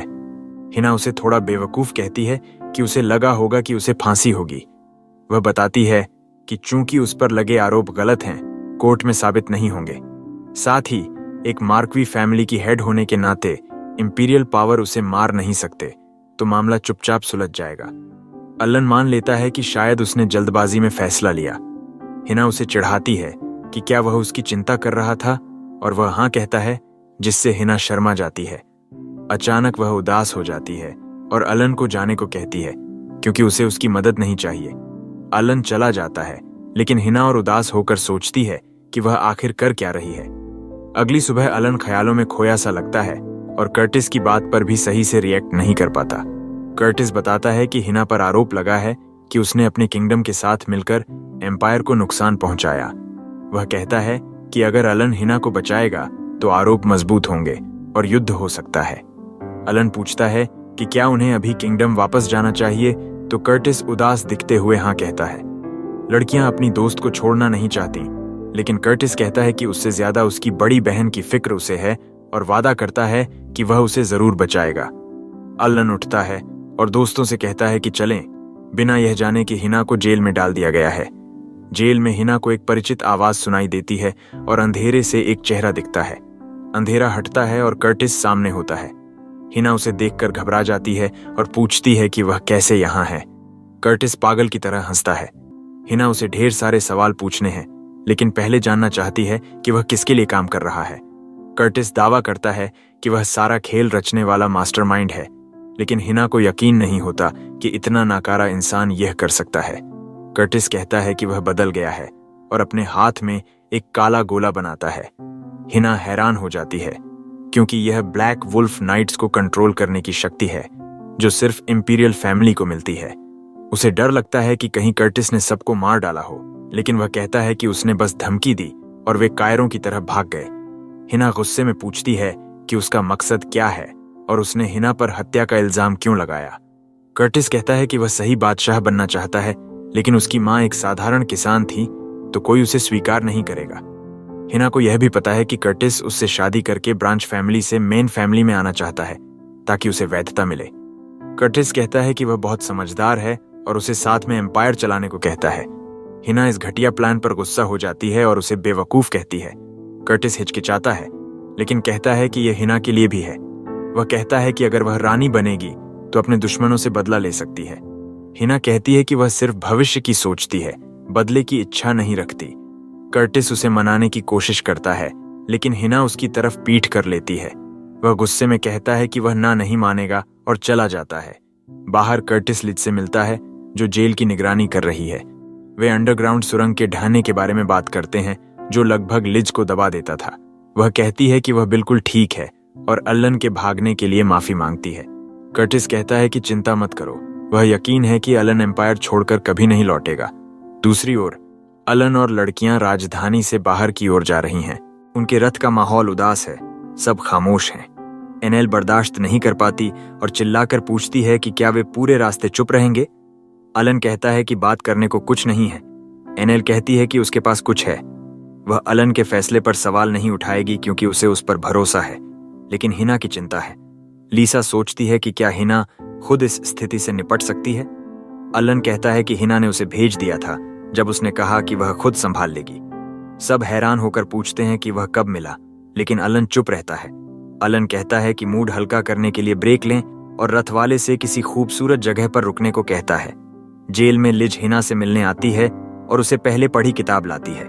वह माफी मांगती है कि उसे इस छोटी सी कोठरी में डाला, लेकिन हिना कहती है कि यह उसकी गलती नहीं। हिना किताब उठाती है और सोचती है कि उसे हमेशा हीरोज की कहानियां पसंद थीं। अपनी पिछली जिंदगी में भी वह हीरोज को सम्मान देती थी जो दूसरों के लिए बिना स्वार्थ लड़ते थे, लेकिन उनकी असमय मौत उसे दुखी करती थी। इसीलिए जब अलन को हीरो चुना गया तो हिना ने उसे बचाने की कोशिश की, फिर भी उसकी मौत हो गई, जैसे कहानियों के हीरोज की होती है। यही वजह है कि वह नहीं चाहती कि अलन फिर से हीरो बने और कुर्बानी दे। अगले दिन कर्टिस फिर हिना से मिलता है और पूछता है कि क्या वह अब उसके साथ काम करेगी। हिना मना कर देती है। कर्टिस धमकी देता है कि अगर वह नहीं मानी तो उसे फांसी हो जाएगी। हिना कहती है कि यह उसका ही जाल था। हिना कहती है कि वह काटकर अपनी जीभ काट लेगी, इससे पहले कि वह अलन या एल्व्स के जंगल को नुकसान पहुंचाए। कर्टिस गुस्से से पागल हो जाता है और उसे थप्पड़ मारता है। हिना गिर जाती है और वह उसे लातों से पीटता है। अचानक रुककर माफी मांगता है और भाग जाता है। अपने कमरे में वह सब तोड़फोड़ करता है क्योंकि सब गलत हो रहा है। अचानक काला धुआं उसे घेर लेता है और वह अपनी रणनीति बदलने का फैसला करता है। दूसरी ओर अलन और उसका ग्रुप सामान लेने के लिए एक शहर में रुकते हैं। एनेल और लो सामान खरीदती हैं, लेकिन अलन उन्हें बहाने से भेज देता है क्योंकि उसे लगता है कि लीसा उससे प्राइवेट बात करना चाहती है। लीसा कहती है कि वे राजधानी लौटें और हिना को बचाएं, भले ही इससे हालात बिगड़ें। वह कहती है कि अगर हिना बचना नहीं चाहती तो वह इस बार खुदगर्जी करेगी। जेल में कर्टिस फिर हिना के पास आता है। वह जब हिना से बात करने से मना करती है तो उसे जबरदस्ती छूने की कोशिश करता है, लेकिन उसकी नफरत देखकर पीछे हट जाता है। अचानक बुराई उसे घेर लेती है और दो काले हाथ बनते हैं जो हिना को घोंटने लगते हैं। वह पागल की तरह हंसता है कि वह उसे अपनी बनाएगा, भले ही उसे मारना पड़े। अचानक हाथ कट जाते हैं और अलन वहां होता है, साथ में एक नाइट। कर्टिस गुस्से में होता है और नाइट को धोखेबाज कहता है। वह अपना हेलमेट हटाती है और सेलिया होती है। कर्टिस कहता है कि उसने उसे धोखा दिया, लेकिन सेलिया कहती है कि वह एम्पायर की सेवा करती है, न कि एक जिद्दी तानाशाह की। सच यह है कि कर्टिस को सिर्फ हिना चाहिए थी। बादशाह बनने का उसका इरादा नहीं था। उसने एक दानव से डील की थी कि उसकी इच्छा पूरी हो। दानव ने उसकी ताकत से बादशाह का सिर काटकर ला दिया, जिससे कर्टिस डर गया। दानव ने कहा कि अगर उसे हिना चाहिए तो उसे खुद बादशाह बनना होगा। कर्टिस को लगा यह नामुमकिन है, तो दानव ने उसे ताकत दी। काला जादू उसे घेर लिया और वह हत्यारी सनक में चला गया। उसने दानव पर फल का चाकू से हमला किया, लेकिन दानव हंसा और अपनी ऊर्जा से कर्टिस में समा गया। अब दानव फिर कर्टिस के शरीर पर कब्जा कर लेता है। अलन द्वारा कटे काले हाथ फिर बनने लगते हैं। वह अपनी पूरी ताकत से हमला करता है, लेकिन सेलिया और अलन उन्हें काट देते हैं। अचानक वह अलन पर वार करता है, जो बच जाता है, लेकिन सेलिया की कवच टूट जाती है। वह गिर जाती है और हिना दौड़कर उसके पास जाती है। कर्टिस अलन पर हमला करता है, जो उसे रोकता है और उछाल देता है। कर्टिस की ताकत चली जाती है और वह पूछता है कि अलन ने उसका प्लान क्यों बर्बाद किया। अलन कहता है कि उसका प्लान तो पहले से खराब था। कर्टिस कहता है कि वह सिर्फ बादशाह बनना चाहता था, लेकिन अलन पूछता है कि फिर उसने उसे क्यों मारा। कर्टिस जवाब नहीं दे पाता। अलन कहता है कि दानव की ताकत ने उसे खा लिया है, क्योंकि वह अपनी पसंद की इंसान को नुकसान पहुंचा रहा था। कर्टिस टूट जाता है और सेलिया हिना को ले जाती है। हिना को कर्टिस की चीख सुनकर बचपन याद आता है और वह उसे सांत्वना देने जाती है, लेकिन कर्टिस अचानक कहता है कि हिना अलन की वजह से उसे नहीं मानती और उसे काले जादू से पकड़ लेता है। अलन कहता है कि वह ताकत छोड़े, लेकिन कर्टिस पागल हो जाता है। दानव की शक्ति उसे बिगाड़ देती है और वह कहता है कि उसे हिना, एम्पायर और दुनिया चाहिए। अलन और सेलिया उस पर हमला करते हैं, लेकिन वह काला धमाका करता है। तभी लिज आती है और एक झटके में काले हाथ काट देती है। सब हैरान होते हैं और लिज कहती है कि अलन पर उसका एहसान था। कर्टिस गुस्से में सबको मारने की बात करता है और काला जादू उसे डॉलर स्टोर वेनम बना देता है। वह अलन पर हमला करता है, लेकिन अलन कूदकर बच जाता है और एक वार से उसकी ताकत खत्म कर देता है। कर्टिस पागल हो जाता है और अलन उस पर खास मूव चलाता है। तलवार चमकती है और वह कर्टिस की सबकॉन्शियस में जाता है। कर्टिस पूछता है कि उसकी ताकत से दुनिया जीती जा सकती है, लेकिन अलन कहता है कि वह शांति से जीना चाहता है। वास्तविकता में लौटते ही कर्टिस गायब हो जाता है और काली ताकत भी खत्म हो जाती है। हिना अलन के पास दौड़ती है और उसे थैंक्स कहने की कोशिश करती है, लेकिन सही शब्द नहीं मिलते।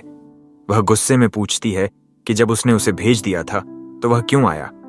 लिज माफी मांगती है कि वह पल बिगाड़ रही है और जल्दी से वहां से जाने को कहती है। बाद में कर्टिस के दानव से डील और बादशाह की हत्या की बात दब जाती है। हिना को फांसी और उसके परिवार को खत्म करने की कहानी बनाई जाती है, लेकिन सच यह है कि हिना अलन और दोस्तों के साथ है। वे पिकनिक के लिए निकलते हैं, जहां हिना अलन से पूछती है कि उसने उसे क्यों बचाया। अलन कहता है कि उसे ऐसा करना था, जिससे हिना शर्मा जाती है। तभी लीसा खाने के लिए बुलाती है और अलन दौड़ पड़ता है। हिना उसे और दोस्तों को देखती है और सोचती है कि अलन सच में सबका हीरो है,